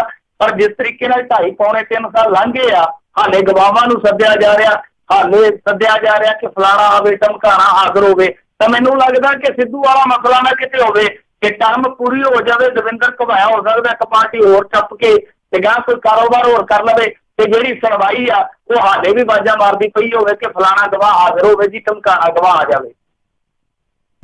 ਜੀ ਜੀ ਜੀ ਅਗਲੀ ਜਿਹੜੀ ਗੱਲ ਕਰਦੇ ਆ, ਕਹਿੰਦੇ ਸਿੰਧੀ ਸਮਾਜ ਨੇ ਗੁਰੂ ਨਾਨਕ ਦੀ ਮੂਰਤੀ ਜਿਹੜੀ ਆ ਹਟਾ ਦਿੱਤੀ। ਦੇਖੋ, ਇਹਦੇ ਤੇ ਕਾਫੀ ਵਿਵਾਦ ਹੋਇਆ ਸੀਗਾ। ਤੁਹਾਨੂੰ ਪਤਾ ਹੀ ਹੈ ਕਿ ਗੁਜਰਾਤ ਦੇ ਵਿੱਚ ਭਾਵਨਗਰ ਦੇ ਵਿੱਚ ਸਿੰਧੀ ਪਰਿਵਾਰਾਂ ਨੇ ਉੱਥੇ ਗੁਰੂ ਨਾਨਕ ਦੀ ਮੂਰਤੀ ਜਿਹੜੀ ਸਥਾਪਿਤ ਕਰ ਦਿੱਤੀ ਸੀਗੀ। ਉੱਤੇ ਕਾਫੀ ਵਾਦ ਵਿਵਾਦ ਹੋਇਆ, ਇੱਥੋਂ ਵੀ ਸਖਤ ਸਟੇਟਮੈਂਟਾਂ ਗਈਆਂ, ਕਾਫੀ ਜ਼ਿਆਦਾ ਰੌਲਾ ਰੱਪਾ ਪਿਆ। ਤਾਂ ਹੁਣ ਚੰਗੀ ਖਬਰ ਇਹ ਆਉਣ ਡਈ ਆ ਕਿ ਉਹਨਾਂ ਨੇ ਉਹ ਜਿਹੜੀ ਮੂਰਤੀ ਲਾਈ ਸੀਗੀ ਉਹ ਹਟਾਉਣ ਦਾ ਫੈਸਲਾ ਕਰ ਲਿਆ, ਤੇ ਨਾਲ ਇਹ ਨਿਰਣਾ ਕੀਤਾ ਕਿ ਜਿਸ ਥਾਂ ਤੇ ਮੂਰਤੀ ਲਾਈ ਗਈ ਸੀਗੀ ਉਸ ਥਾਂ ਤੇ ਹੁਣ ਖੰਡਾ ਸਥਾਪਿਤ ਕੀਤਾ ਜਾਊਗਾ। ਤਾਂ ਮਾਮਲਾ ਜਿਹੜਾ ਉਹ ਨਿਪਟ ਗਿਆ, ਰੌਲਾ ਜਿਹੜਾ ਉਹ ਨਿਬੜ ਗਿਆ। ਪਰ ਇੱਕ ਰੌਲਾ ਜੇ ਇੱਥੋਂ ਮਲੋਟ ਤੋਂ ਸਾਹਮਣੇ ਆ ਗਿਆ। ਇੱਥੇ ਇੱਕ ਗੇਟ ਬਣਾਇਆ ਗੁਰੂ ਨਾਨਕ ਨਗਰ ਵਾਲੀ ਸਾਈਡ ਤੇ, ਤਾਂ ਉਹ ਜਿਹੜਾ ਗੇਟ ਬਣਾਇਆ, ਗੇਟ ਤੇ ਚੱਕ ਕੇ ਮੂਰਤੀ ਲਾ ਦਿੱਤੀ ਗਈ। ਹੁਣ ਗੁਜਰਾਤੀਆਂ ਨੂੰ ਚਲੋ ਸਿੰਧੀ ਪਰਿਵਾਰ ਵੈਸੇ ਤੇ ਬੜੀ ਆਸਥਾ ਰੱਖਦੇ ਆ ਬਾਬੇ ਨਾਨਕ ਚ, ਤੇ ਜਿਹੜੇ ਇੱਥੋਂ ਦੇ ਲੋਕ ਉਹਨਾਂ ਨੂੰ ਕਹਿ ਸਕਦੇ ਆ ਜਿਹੜੇ ਗੁਜਰਾਤੀ ਆ ਸ਼ਾਇਦ ਇਸ ਮਾਮਲੇ ਤੋਂ ਕਿਤੇ ਨਾ ਕਿਤੇ ਅਣਜਾਣ ਹੋਣਗੇ ਕਿ ਇੱਕ ਬੁੱਤ ਪ੍ਰਸਤੀ ਨਹੀਂ ਕਰਿਆ ਕਰਦੇ ਜਿਹੜੇ ਇੱਥੋਂ ਦੇ ਆ। ਔਰ ਇਹ ਜਿਹੜੀ ਮੂਰਤੀ ਸਥਾਪਨਾ ਹੋਈ ਆ ਇਹਦੇ ਵਿੱਚ ਇੱਕ ਅਕਾਲੀ ਆਗੂ ਦਾ ਬੜਾ ਵੱਡਾ ਰੋਲ ਹੈ। ਹੁਣ ਕੀ ਅਕਾਲੀਆਂ ਨੂੰ ਵੀ ਨਹੀਂ ਪਤਾ ਕਿ ਇਹ ਮਾਮਲਾ ਜਿਹੜਾ ਉਹ ਅੱਗੇ ਵੱਧ ਸਕਦਾ? ਤੇ ਹੁਣ ਇਹ ਕਹਿੰਦੇ ਜੀ ਦੇਖੋ ਮੂਰਤੀ ਬਣਾਉਣੀ ਦਿੱਤੀ ਸੀਗੀ, ਅਸੀਂ ਤੇ ਖੰਡੇ ਬਾਰੇ ਆਖਿਆ ਸੀਗਾ, ਉਹਨਾਂ ਨੂੰ ਭੁਲੇਖਾ ਪੈ ਗਿਆ, ਉਹ ਖੰਡੇ ਦੀ ਥਾਂ ਤੇ ਮੂਰਤੀ ਬਣਾ ਕੇ ਤੇ ਇੱਥੇ ਰੱਖਦੇ ਆ। ਆਹ ਹਾਲ ਹੈ ਇਹਨਾਂ ਦਾ। ਤੋ ਇਹ ਰੌਲਾ ਹੁਣ ਇੱਥੋਂ ਪੰਜਾਬ ਤੋਂ ਵੀ ਆਇਆ ਸਾਹਮਣੇ। ਹਾਲਾਂਕਿ ਗੁਜਰਾਤ ਵੱਲ ਸਾਰਿਆਂ ਦੀ ਨਿਗਾਹ ਸੀਗੀ, ਇੱਧਰ ਥੋੜੀ ਜਿਹੀ ਖਬਰ ਜਿਹੜੀ ਪਿੱਛੇ ਹਟਵੀਂ ਆ। ਮੈਨੂੰ ਲੱਗਦਾ ਕੱਲ ਤੱਕ ਇੱਥੇ ਵੀ ਰੌਲਾ ਪੈ ਜਾਊਗਾ, ਇੱਥੋਂ ਵੀ ਮੂਰਤੀ ਹੈ ਜਿਹੜੀ ਉਹ ਹਟਾਉਣੀ ਪੈ ਸਕਦੀ ਆ। ਓਦਾਂ ਤੁਹਾਨੂੰ ਪਤਾ ਹੀ ਆ ਕਿ ਮੂਰਤੀ ਪੂਜਾ ਜਿਹੜੀ ਆ ਸਿੱਖ ਧਰਮ ਚ ਮਨਾ ਵਾ, ਬੁੱਤ ਪ੍ਰਸਤੀ ਮਨਾ ਵਾ, ਪਰ ਇਹ ਚੀਜ਼ਾਂ ਤੁਹਾਨੂੰ ਪਤਾ ਹੀ ਹੈ ਕਿ ਗੁਰਦੁਆਰਿਆਂ ਦੇ ਵਿੱਚ ਵੀ ਸਥਾਪਿਤ ਕੀਤੀਆਂ ਗਈਆਂ। ਫੋਟੋ ਪੂਜਾ ਉੱਥੇ ਵੀ ਹੋਈ ਜਾਂਦੀ ਆ। ਇੱਥੋਂ ਤੱਕ ਕਿ ਲੋਕ ਜਿਹੜੇ ਉਹ ਬਾਹਰੋਂ ਆਇਆ ਸਿਜਦਾ ਕਰੀ ਜਾਂਦੇ ਆ, ਕਈ ਤੇ ਬਾਹਰ ਗਲੀ ਚ ਨੱਕ ਰਗੜੀ ਜਾਂਦੇ ਹੁੰਦੇ ਆ, ਇੱਥੋਂ ਤੱਕ ਨਿਸ਼ਾਨ ਸਾਹਿਬ ਤੇ ਨੱਕ ਰਗੜੀ ਜਾਂਦੇ ਆ। ਇਹ ਵੀ ਤੇ ਬੁੱਤ ਪ੍ਰਸਤੀ ਆ ਨਾ। ਸੋ ਬੁੱਤ ਪ੍ਰਸਤੀ ਨੇ ਤੇ ਕੁਛ ਹੱਦ ਤੱਕ ਪੈਰ ਜਮਾ ਲਏ ਆ, ਪਰ ਆ ਜਿਹੜੀ ਮੂਰਤੀ ਸਥਾਪਨਾ ਵਾਲਾ ਕੰਮ ਚੱਲ ਪਿਆ ਗੁਜਰਾਤ ਦੇ ਵਿੱਚ ਤੇ ਹੋਇਆ ਹੀ ਹੋਇਆ ਸੀਗਾ। ਇੱਥੇ ਜਿਹੜੇ ਕਹਿੰਦੇ ਕਿ ਅਸੀਂ ਪੰਥਕ ਢੈਸ਼ੀ ਆ, ਉਹਨਾਂ ਦੇ ਆਪਣੇ ਬੰਦੇ ਵੀ ਕਰੀ ਜਾਂਦੇ, ਕਮਾਲ ਦੀ ਗੱਲ ਆ। ਜੀ ਜੀ ਜੀ ਉਹ ਤਾਂ ਬਾਹਰਲਿਆਂ ਦੇ ਵੀ ਜਾ ਬੜੇ ਮੱਥੇ ਟੇਕਦੇ ਆ, ਉਹਨਾਂ ਦੀ ਕਿਹੜੀ ਗੱਲ ਆ। ਮਿੰਟੂ ਜੀ ਆਪਾਂ ਇੱਥੇ ਹੁਣ ਇੱਕ ਬ੍ਰੇਕ ਲੈਂਦੇ ਹਾਂ, ਤੇ ਬ੍ਰੇਕ ਤੋਂ ਬਾਅਦ ਦੇ ਵਿੱਚ ਸਰੋਤੇ ਜੇ ਤੁਹਾਡਾ ਵੀ ਕੋਈ ਸਵਾਲ ਹੈਗਾ, ਜੇ ਤੁਸੀਂ ਕੁਝ ਪੁੱਛਣਾ ਚਾਹੁੰਦੇ ਹੋ ਮਿੰਟੂ ਜੀ ਨੂੰ, ਕਿੱਧਰਲੇ ਪਾਸੇ ਨੂੰ ਸਿਆਸਤ ਦਾ ਰੁਖ ਹੋ ਰਿਹਾ ਆ, ਉਸ ਦੇ ਬਾਰੇ ਤੁਸੀਂ ਕਾਲ ਕਰ ਸਕਦੇ ਹੋ ਸਟੂਡੀਓ ਦੇ ਵਿੱਚ। ਨੰਬਰ ਹੈਗਾ 408 272 5200 4082725200। ਤੇ ਮਿੰਟੂ ਜੀ ਮਿਲਦੇ ਆ ਇੱਕ ਬ੍ਰੇਕ ਤੋਂ ਬਾਅਦ ਜੀ।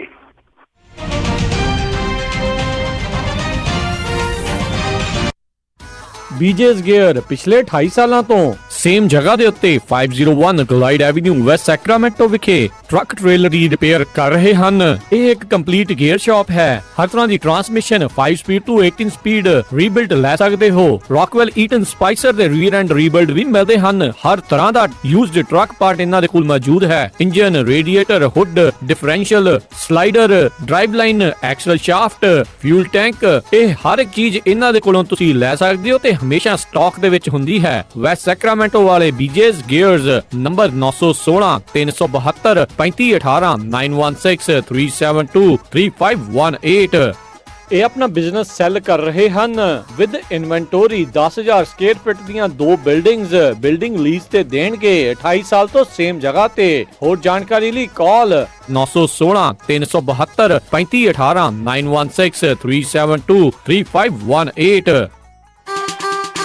ਗੁਰੀ ਅੱਜ ਮੇਰਾ ਘਰੇ ਖਾਣਾ ਖਾਣ ਨੂੰ ਬਿਲਕੁਲ ਦਿਲ ਨਹੀਂ ਕਰ ਰਿਹਾ। ਚੱਲ ਫਿਰ ਕਿਤੋਂ ਬਾਹਰੋਂ ਖਾਣਾ ਖਾ ਆਉਨੇ ਆ। ਮੇਰਾ ਅੱਜ ਚਾਟ ਖਾਣ ਨੂੰ ਦਿਲ ਕਰਦਾ ਹੈ, ਨਾਲੇ ਛੋਲੇ ਭਟੂਰੇ। ਦੱਸ ਫਿਰ ਕਿੱਥੇ ਖਾਣਾ ਖਾਣ ਜਾਣਾ? ਆਪਾਂ ਚੱਲਦੇ ਆ ਬੰਬੇ ਕੁਜ਼ੀਨ ਅਤੇ ਇੰਡੀਅਨ ਸਵੀਟਸ ਤੇ। ਬੰਬੇ ਕੁਜ਼ੀਨ ਅਤੇ ਇੰਡੀਅਨ ਸਵੀਟਸ, ਜਿੱਥੇ ਕਿ ਤੁਸੀਂ ਵੈਜ ਨਾਨ ਵੈਜ ਖਾਣਾ ਵੀ ਖਾ ਸਕਦੇ ਹੋ, ਛੋਲੇ ਭਟੂਰੇ ਵੀ ਖਾ ਸਕਦੇ ਹੋ ਤੇ ਖਾ ਸਕਦੇ ਹੋ ਹਰ ਇੱਕ ਤਰ੍ਹਾਂ ਦੀ ਚਾਟ, ਅਤੇ ਵਿਆਹ ਸ਼ਾਦੀ ਵਾਸਤੇ ਭਾਜੀ ਵੀ ਬਣਾਉਂਦੇ ਹਨ। 50 ਬੰਦਿਆਂ ਦੇ ਬੈਠ ਕੇ ਖਾਣ ਦੀ ਜਗ੍ਹਾ ਵੀ ਹੈ ਅਤੇ ਫੂਡ ਨੂੰ ਟੂ ਗੋ ਵੀ ਕਰ ਸਕਦੇ ਹੋ। ਤੇ ਆਉਂਦੇ ਆਉਂਦੇ ਆਪਾਂ ਮੰਮੀ ਹੁਣਾਂ ਵਾਸਤੇ ਮਠਿਆਈਆਂ ਵੀ ਲੈ ਆਵਾਂਗੇ। ਬੰਬੇ ਕੁਜ਼ੀਨ ਅਤੇ ਇੰਡੀਅਨ ਸਵੀਟਸ 7452 ਫੁੱਟਹਿਲ ਬੁਲੇਵਾਰਡ ਰੋਜ਼ਵਿਲ, ਅਤੇ ਇਹਨਾਂ ਦੀ ਨਵੀਂ ਬ੍ਰਾਂਚ 1013 ਰੈਲਿਸ ਸਟਰੀਟ ਫੋਲਸਮ ਦੀ ਗ੍ਰੈਂਡ ਓਪਨਿੰਗ ਵੀ ਹੋ ਚੁੱਕੀ ਹੈ। ਵਧੇਰੇ ਜਾਣਕਾਰੀ ਲਈ ਗੱਲ ਕਰ ਸਕਦੇ ਹੋ 2482284580 248 228 4580, ਅਤੇ ਇਹਨਾਂ ਨੂੰ ਕਿਚਨ ਵਿੱਚ ਹੈਲਪਰ ਦੀ ਵੀ ਜ਼ਰੂਰਤ ਹੈ। ਚੱਲ ਫਿਰ ਚੱਲੀਏ Bombay cuisine and Indian sweets ਤੇ।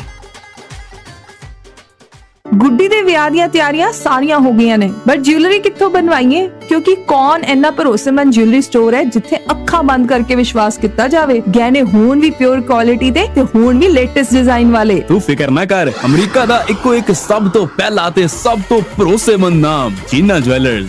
ਜੀਨਾ ਦਾ ਸ਼ੋਰੂਮ ਸੋਨੇ ਚਾਂਦੀ ਤੇ ਡਾਇਮੰਡ ਜਵੈਲਰੀ ਨਾਲ ਭਰਿਆ ਪਿਆ ਹੈ। 22 ਕੈਰਟ ਦੇ ਔਰਤਾਂ ਮਰਦਾਂ ਤੇ ਬੱਚਿਆਂ ਦੇ ਗਹਿਣਿਆਂ ਦੀ ਲੇਟੈਸਟ ਵੈਰਾਈਟੀ ਹੈ ਉਹਨਾਂ ਕੋਲ। ਕੁੰਦਨ, ਡਾਇਮੰਡ ਤੇ ਪੋਲਕੀ ਸੈਟਸ ਵੀ ਅਵੇਲੇਬਲ ਨੇ। ਤੂੰ ਦੇਖੀ, ਸਾਡੀ ਗੁੱਡੀ ਦੇ ਗਹਿਣੇ ਵੇਖ ਕੇ ਲੋਕ ਵੇਖਦੇ ਰਹਿ ਜਾਣਗੇ। ਨਾਲੇ ਉਹ ਕੰਪਿਊਟਰਾਈਜ਼ਡ ਮਸ਼ੀਨ ਨਾਲ ਚੈੱਕ ਕਰਕੇ ਬਿਲਕੁਲ ਪਿਓਰ ਸੋਨਾ ਦਿੰਦੇ ਨੇ। ਜੀਨਾ ਜਵੈਲਰਜ਼, ਜਿੱਥੋਂ ਤੁਸੀਂ ਹੋਲਸੇਲ ਪ੍ਰਾਈਸ ਤੇ ਸੋਨੇ ਦੇ ਬਿਸਕਿਟ ਵੇਚ ਜਾਂ ਖਰੀਦ ਵੀ ਸਕਦੇ ਹੋ। ਨਾਲੇ ਪੁਰਾਣਾ ਸੋਨਾ ਗਹਿਣੇ ਰੱਖ ਕੇ ਲੋਨ ਵੀ ਲੈ ਸਕਦੇ ਹੋ। ਤਾਂ ਫਿਰ ਗਹਿਣੇ ਤਾਂ ਅਸੀਂ ਉੱਥੋਂ ਹੀ ਬਣਵਾਵਾਂਗੇ, ਜੀਨਾ ਜਵੈਲਰਜ਼ ਤੋਂ। ਤੁਸੀਂ ਵੀ ਅੱਜ ਹੀ ਆਓ। Jeena jewellers 7454 Stockton boulevard Sacramento. Phone number 916 956 3094 916 956 3094।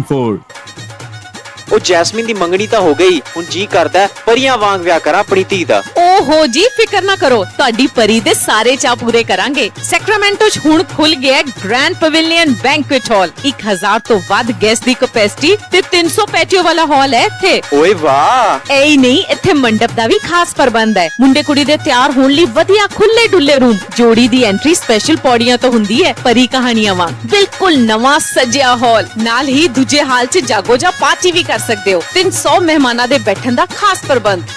ਵਧੀਆ ਸਵਾਦ ਖਾਣਾ ਪੂਜਾ ਇੰਡੀਅਨ ਗ੍ਰਿਲ ਵੱਲੋਂ। ਤੇ ਪਾਰਕਿੰਗ? ਉਹਦੀ ਤਾਂ ਟੈਨਸ਼ਨ ਹੀ ਨਾ ਲਓ, ਵਧੀਆ ਖੁੱਲੀ ਡੁੱਲੀ ਪਾਰਕਿੰਗ। ਬਸ ਛੇਤੀ ਕਾਲ ਕਰੋ ਤੇ ਅੱਜ ਹੀ ਬੁੱਕ ਕਰਾਓ। ਗ੍ਰੈਂਡ ਪਵੇਲੀਅਨ ਬੈਂਕੁਏਟ ਹਾਲ 26 ਮੈਸੀ ਕੋਰਟ ਸੈਕਰਾਮੈਂਟੋ। ਫੋਨ 9163073822 ਤੇ 9163963853।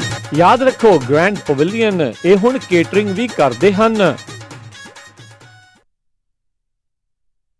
ਲੈਜੈਂਡ ਟਰਾਂਸਪੋਰਟੇਸ਼ਨ ਯੂਬਾ ਸਿਟੀ ਵਾਲਿਆਂ ਨੂੰ ਇਸ ਮੌਕੇ LA ਤੋਂ ਨਦਰਨ ਕੈਲੀਫੋਰਨੀਆ ਦੇ ਲਈ ਡਰਾਈਵਰ ਅਤੇ ਓਨਰ ਆਪਰੇਟਰਸ ਚਾਹੀਦੇ ਹਨ। ਇਹ ਡਰਾਈਵਰਸ ਨੂੰ W2 ਮੈਡੀਕਲ, ਅੱਖਾਂ ਤੇ ਦੰਦਾਂ ਵਾਸਤੇ medical, 401k plan, pension plan ਆਦਿ ਸੁਵਿਧਾਵਾਂ ਦਿੰਦੇ ਹਨ। ਡਰਾਈਵਰ ਮਹੀਨੇ ਦੇ 6 ਤੋਂ $7,000 ਕਮਾ ਸਕਦੇ ਹਨ। ਵੀਕਲੀ ਪੇ ਡਾਇਰੈਕਟ ਡਿਪੋਜ਼ਿਟ ਹੋਵੇਗੀ। 80% ਹੁੱਕ ਐਂਡ ਡ੍ਰੌਪ ਲੋਡ ਹਨ। ਸਟਾਕਟਨ ਤੋਂ ਫੀਨਿਕਸ ਐਰੀਜ਼ੋਨਾ ਦੇ ਡੈਡੀਕੇਟਡ ਲੋਡ ਹਨ।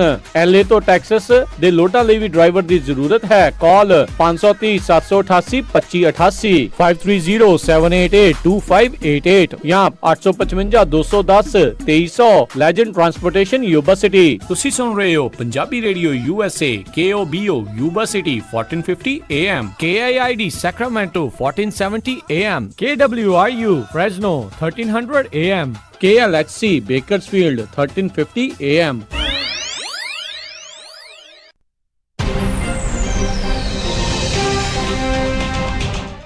ਪੰਜਾਬੀ ਰੇਡੀਓ USA ਸੁਣ ਰਹੇ ਸਾਰੇ ਹੀ ਮਾਣਯੋਗ ਅਤੇ ਸਤਿਕਾਰਤ ਸਰੋਤਿਆਂ ਨੂੰ ਇੱਕ ਵਾਰੀ ਫੇਰ ਨਿੱਘੀ ਜੀ ਆਇਆਂ ਨੂੰ ਸਭ ਦਾ ਸਵਾਗਤ ਹੈ। ਸਰੋਤਿਓ, ਪ੍ਰੋਗਰਾਮ ਦੇ ਵਿੱਚ ਪ੍ਰੋਗਰਾਮ ਚੱਲ ਰਿਹਾ ਜੀ ਆਪਣੇ ਨਾਲ ਖਬਰ ਤੇ ਨਜ਼ਰ। ਮਿੰਟੂ ਜੀ ਆਪਣੇ ਨਾਲ ਜੁੜੇ ਹੋਏ ਨੇ। ਜੀ ਆਇਆਂ ਨੂੰ ਸਵਾਗਤ ਹੈ ਮਿੰਟੂ ਜੀ, ਇੱਕ ਵਾਰੀ ਫੇਰ ਸਤਿ ਸ੍ਰੀ ਅਕਾਲ ਜੀ। ਸ਼ੁਕਰੀਆ ਜੀ, ਸਾਰਿਆਂ ਨੂੰ ਸਤਿ ਸ੍ਰੀ ਅਕਾਲ ਜੀ। ਜੀ ਤਾਂ ਸਰੋਤਿਓ, ਜੇ ਤੁਸੀਂ ਕੋਈ ਸਵਾਲ ਪੁੱਛਣਾ ਚਾਹੁੰਦੇ ਹੋ ਮਿੰਟੂ ਜੀ ਨੂੰ ਤਾਂ ਕਾਲ ਕਰ ਸਕਦੇ ਹੋ। ਨੰਬਰ ਹੈਗਾ ਹੈ ਜੀ 408 272 5200 4082725200 ਤੇ ਜੇ ਫੇਸਬੁੱਕ ਦੇ ਉੱਤੇ ਦੇਖ ਰਹੇ ਹੋ, ਜੇ ਉੱਥੇ ਵੀ ਸਵਾਲ ਪੁੱਛਣਾ ਚਾਹੁੰਦੇ ਹੋ, ਉੱਥੇ ਵੀ ਤੁਸੀਂ ਕਮੈਂਟ ਦੇ ਰੂਪ 'ਚ ਸਵਾਲ ਪੁੱਛ ਸਕਦੇ ਹੋ। ਤੇ ਆਪਣੇ ਪਹਿਲੇ ਕਾਲਰ ਉਹਨਾਂ ਨਾਲ ਗੱਲ ਕਰਦੇ ਹਾਂ ਜੀ, ਨਰਿੰਦਰ ਜੀ। ਸਤਿ ਸ਼੍ਰੀ ਅਕਾਲ ਜੀ, ਸਵਾਗਤ ਹੈ। ਹਾਂਜੀ, ਸਤਿ ਸ਼੍ਰੀ ਅਕਾਲ ਦੋਨੋਂ ਵੀਰਾਂ ਨੂੰ। ਸਤਿ ਸ਼੍ਰੀ ਅਕਾਲ ਜੀ। ਮਿੰਟੂ ਬਾਈ ਜੀ, ਮੇਰਾ ਸਵਾਲ ਹੈ ਸਿੱਧੂ ਦੇ ਮੁਤਲਕ। ਜਿੱਦਾਂ ਕਮਲ ਸ਼ਰਮਾ ਅੱਖਾਂ ਦਿਖਾਉਣ ਡਿਆ ਅਕਾਲੀਆਂ ਨੂੰ, ਤੇ ਸਿੱਧੂ ਵੀ ਕਾਂਗਰਸ 'ਚ ਇਕੱਲਾ ਹੋ ਗਿਆ ਲੱਗਦਾ ਪਿਆ ਆ। ਤੇ ਕਮਲ ਸ਼ਰਮਾ ਦੀ ਤੇ ਸਿੱਧੂ ਦੀ ਹਾਈ ਕਮਾਂਡ BJP 'ਚ ਬਹੁਤ ਚੱਲਦੀ ਸੀਗੀ। ਕਿਤੇ ਆਉਣ ਵਾਲੇ ਫਿਊਚਰ 'ਚ ਕਿਤੇ ਏਦਾਂ ਤਾਂ ਨਹੀਂ ਹੈ ਕਿ ਸਿੱਧੂ ਦੁਬਾਰਾ BJP 'ਚ ਆ ਜਾਵੇ ਤੇ ਇਕੱਲਾ ਹੀ ਹੋ ਗਏ BJP ਚੋਣ ਲੜੇ ਪੰਜਾਬ 'ਚੋਂ? ਭਾਜੀ ਸੁਣਨ ਦਿਓ ਜੀ। ਨਹੀਂ, ਬਿਲਕੁਲ ਇਹਦੀ ਪ੍ਰਬਲ ਸੰਭਾਵਨਾ ਹੋ ਸਕਦੀ ਹੈ। ਵੈਸੇ ਦੇਖੋ ਜਿਹੜਾ ਨਵਜੋਤ ਸਿੱਧੂ ਆ ਉਹ ਹੁਣ ਟਵੀਟਰਾਂ ਤੋਂ ਅੱਗੇ ਆ ਗਿਆ, ਟਵੀਟਾਂ ਤੋਂ ਅੱਗੇ ਆ ਗਿਆ, ਟਵੀਟਰ ਤੋਂ ਅੱਗੇ ਆ ਗਿਆ। ਹੁਣ ਉਹ ਕਹਿੰਦਾ, ਕੱਲ ਮੈਂ ਉਹਨੇ ਲੰਮੀ ਚੌੜੀ ਇੰਟਰਵਿਊ ਦਿੱਤੀ ਆ, ਜਿਹੜੀ ਉਹਨੇ ਅਜੈਬ ਸਿੰਘ ਔਜਲਾ ਨੂੰ ਇੰਟਰਵਿਊ ਦਿੱਤੀ ਆ ਜੀਤ ਵਾਲੇ ਨੂੰ, ਉਹਦੇ ਵਿੱਚ ਇੱਕ ਉਹਨੇ ਚੀਜ਼ ਬੋਲੀ ਆ ਸਿੱਧੂ ਨੇ। ਉਹਨੂੰ ਜਦੋਂ ਪੁੱਛਿਆ ਗਿਆ ਕਿ ਤੁਹਾਡਾ ਮੰਤਰਾਲਾ ਬਦਲਣ ਬਾਰੇ ਇਹ ਵਿਚਾਰਾਂ ਹੋਣ ਡਈਆਂ, ਉਹਨੇ ਆਖਿਆ ਕਿ ਕੋਈ ਗੱਲ ਨਹੀਂ, ਲੈਣ ਫੈਸਲਾ, ਫਿਰ ਮੈਂ ਆਪਦਾ ਨਿਰਣਾ ਕਰੂੰ। ਹੁਣ ਜਿਹੜੀ ਉਹ ਹਾਂ ਗੱਲ ਕਹਿੰਦੇ ਆ ਕਿ ਮੈਂ ਆਪਦਾ ਨਿਰਣਾ ਕਰੂੰਗਾ, ਨਿਰਣਾ ਕੁਛ ਵੀ ਹੋ ਸਕਦਾ। ਹੁਣ ਜਿਹੜਾ ਤੁਸੀਂ ਆਖਿਆ ਇਹ ਵੀ ਨਿਰਣਾ ਹੋ ਸਕਦਾ, ਕੁਛ ਹੋਰ ਵੀ ਨਿਰਣਾ ਹੋ ਸਕਦਾ। ਕਹਿਣ ਦਾ ਭਾਵ ਇਹ ਕਿ ਨਵਜੋਤ ਸਿੱਧੂ ਨੂੰ ਇੱਕ ਚੀਜ਼ ਦਾ ਤੇ ਅਹਿਸਾਸ ਹੋ ਗਿਆ ਕਿ ਜਿਹੜੀ ਉਹ ਸੋਚ ਲੈ ਕੇ ਚੱਲਦਾ ਪਿਆ ਸੀਗਾ ਕਿ ਕਾਂਗਰਸ ਉੱਤੇ ਪਾਵਰ ਚ ਆ ਜੂਗੀ, ਉਹ ਤੇ ਮੇਰੇ ਖਿਆਲ ਦੇ ਨਾਲ ਹਾਲੇ ਕਈ ਸਾਲ ਜਿਹੜੀ ਆ ਉਹ ਦੂਰ ਦੀ ਕੌਡੀ ਹੈ।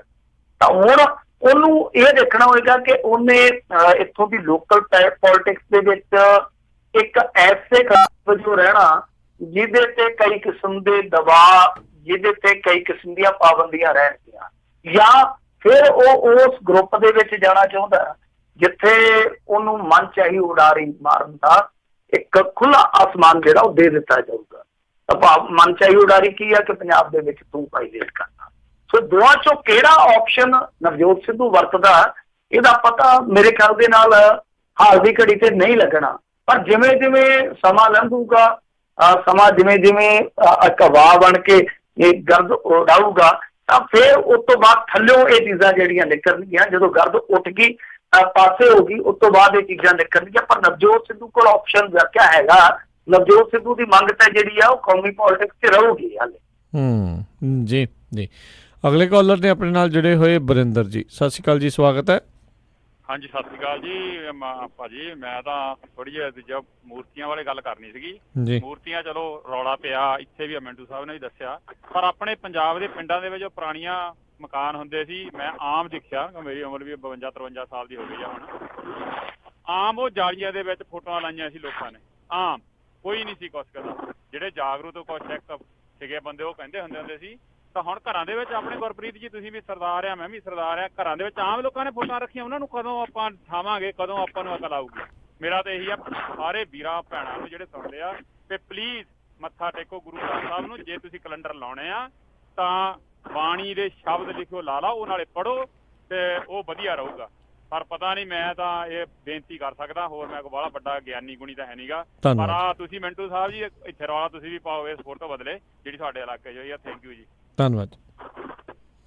ਨਹੀਂ ਜੀ, ਇਹ ਤਾਂ ਅਡੰਬਰਵਾਦ ਤਾਂ ਤੇ ਦੇਖੋ, ਜੇ ਆਪਾਂ ਹੁਣ ਇਸ ਮੁੱਦੇ ਨੂੰ ਛੋਹ ਲਈਏ ਜੋ ਕੁਛ ਆਪਾਂ ਇੱਥੇ ਵਹਿੰਦੇ ਆ, ਫਿਰ ਤਾਂ ਗੱਲਾਂ ਬਹੁਤ ਗਾਂਹ ਤੱਕ ਹੋ ਜਾਣਗੀਆਂ, ਫਿਰ ਤੇ ਗਾਂਹ ਤੱਕ ਚਲੇ ਜਾਣਗੀਆਂ। ਕਈਆਂ ਨੂੰ ਫਿਰ ਕੌੜੀਆਂ ਫਿੱਕੀਆਂ ਵੀ ਲੱਗਦੀਆਂ ਤੇ ਪ੍ਰਾਂਤਾਂ ਤੋਂ ਬੋਲਦੇ ਤੇ ਮੋਨੇ ਕੋਨੇ ਹੈਗੇ ਆ, ਇਹ ਅਡੰਬਰਵਾਦਾਂ ਨੂੰ ਬੋਲਣ ਵਾਲੇ ਕੌਣ ਹੁੰਦੇ ਆ, ਉਹ ਹੈ ਜੋ ਹੈ ਨਾ, ਕਈ ਕਿਸਮ ਦੀਆਂ ਗੱਲਾਂ ਹੁੰਦੀਆਂ। ਪਰ ਇੱਥੇ ਬਹੁਤ ਕੁਛ ਗਲਤ ਹੋਣ ਡਿਆ ਜੀ, ਬਹੁਤ ਕੁਛ ਗਲਤ ਹੋਣ ਡਿਆ। ਗੁਰਬਾਣੀ ਦੇ ਉਲਟ ਬਹੁਤ ਹੀ ਚੀਜ਼ਾਂ ਵਾਪਰਦੀਆਂ, ਖਾਸ ਤੌਰ ਤੇ ਪੰਜਾਬ 'ਚ ਵਾਪਰਦੀਆਂ। ਜਿਹੜੀਆਂ ਗੱਲਾਂ ਤੁਸੀਂ ਕਹੀਆਂ ਇਹ ਬਿਲਕੁਲ ਤੁਹਾਡੀ ਗੱਲ ਸਿਆਣੀ ਆ, ਬਿਲਕੁਲ ਸਹੀ ਆ ਕਿ ਇਸ ਤਰ੍ਹਾਂ ਵਾਪਰਦਾ। ਔਰ ਹੁਣ ਤੇ ਤੁਸੀਂ ਹੋਰ ਛੱਡੋ, ਦਰਬਾਰ ਸਾਹਿਬ ਦੇ ਬਾਹਰ ਵੀ ਇਹ ਮੂਰਤੀਆਂ ਮੰਨਣ ਦਾ ਮਾਮਲਾ ਸਾਹਮਣੇ ਆਪਾਂ ਦੇਖਿਆ ਨਾ।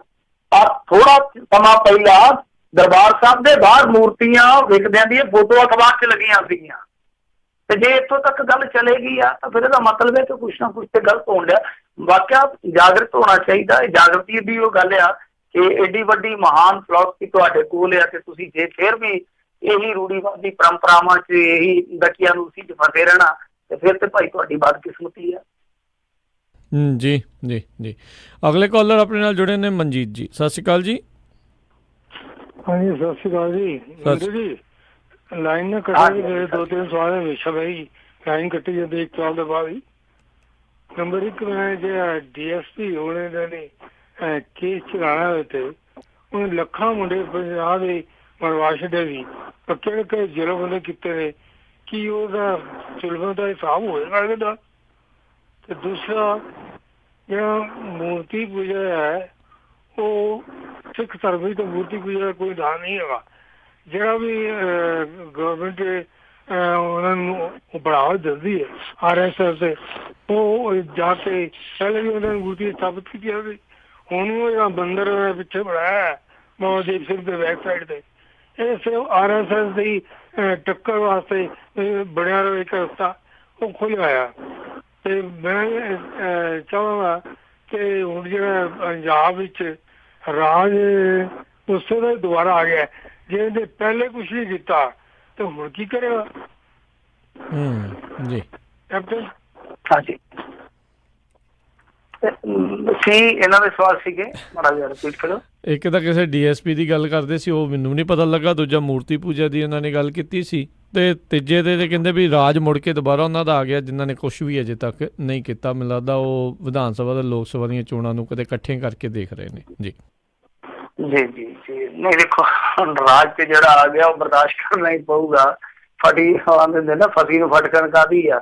ਜਿਹੜੇ ਹੁਣ ਲੋਕਾਂ ਨੇ ਚੁਣੇ ਆ ਹਾਕਮ, ਤੇ ਉਹਨਾਂ ਨੂੰ ਬਰਦਾਸ਼ਤ ਕਰਨੇ ਹੀ ਪੈਣਗੇ। ਰਹੀ ਗੱਲ, ਫਿਰ ਗੱਲ ਉੱਥੇ ਆ ਜਾਂਦੀ ਆ ਬੁੱਤ ਪ੍ਰਸਤੀ ਦਾ, ਤਾਂ ਕੋਈ ਹੈ ਹੀ ਨਹੀਂ ਗਾ, ਕਨਸੈਪਟ ਹੀ ਹੈ ਨਹੀਂ ਗਾ। ਪਰ ਕੀ ਕਰੀਏ, ਜੇ ਆਪਾਂ ਵੇਖਦੇ ਆ, ਤੁਸੀਂ ਇੱਕ ਚੀਜ਼ ਵੇਖਿਓ ਇੱਥੇ ਨਵੀਂ ਚੀਜ਼ ਆ ਕਿ ਅੱਜ ਕੱਲ ਜੋ ਜਗ੍ਹਾ ਬਣੀਆਂ ਨੇ ਉੱਥੇ ਵੀ ਤੇ ਲੋਕ ਜਿਹੜੇ ਆ ਉਹ ਜਾਂਦੇ ਆ, ਤੇ ਉੱਥੇ ਅੰਮ੍ਰਿਤਧਾਰੀ ਵੀ ਤੁਰੇ ਫਿਰਦੇ ਆ। ਦੂਜਿਆਂ ਨੇ ਤੇ ਚਲੋ ਜਾਣਾ ਹੀ ਜਾਣਾ। ਤੀਜੀ ਚੀਜ਼ ਇਹ ਆ ਕਿ ਹੁਣ ਕੋਈ AC ਲਾ ਦਿੰਦਾ ਮਜ਼ਾਰਾਂ ਤੇ, ਕੋਈ ਕੁਛ ਕਰੀ ਜਾਂਦਾ। ਸਭ ਤੋਂ ਪਰੇ ਦੀ ਗੱਲ ਆ ਕਿ ਜਿਵੇਂ ਜਿਵੇਂ ਗਾਹ ਨੂੰ ਜਾਂਦੇ ਆ, ਕੈਲੰਡਰ ਗਾਹ ਨੂੰ ਲੈ ਜਾਈ ਜਾਂਦੇ ਆ, ਪਰ ਇਹ ਮੇਰੇ ਖਿਆਲ ਦੇ ਨਾਲ ਬੁੱਧੀ ਜਿਹੜੀ ਆ ਉਹ ਪਿਛਾਂਹ ਨੂੰ ਤੁਰੀ ਜਾਂਦੀ ਆ। ਨਹੀਂ ਤੇ ਜੇ ਇਹ ਚੀਜ਼ਾਂ ਫੋਲੋ ਕਰਕੇ ਤੁਰਦੀ ਜਨਤਾ, ਜਿਹੜੀਆਂ ਚੀਜ਼ਾਂ ਆਪਾਂ ਕਹਿੰਦੇ ਆ ਕਿ ਤੇ ਦੇਖੋ ਜੀ ਸਾਡੇ ਗੁਰੂਆਂ ਨੇ ਨਕਾਰੀਆਂ ਨੇ, ਉਹ ਕੋਈ ਥਾਂ ਹੀ ਨਹੀਂ ਰੱਖਦੀਆਂ ਇਸ ਸੰਕਲਪ 'ਚ।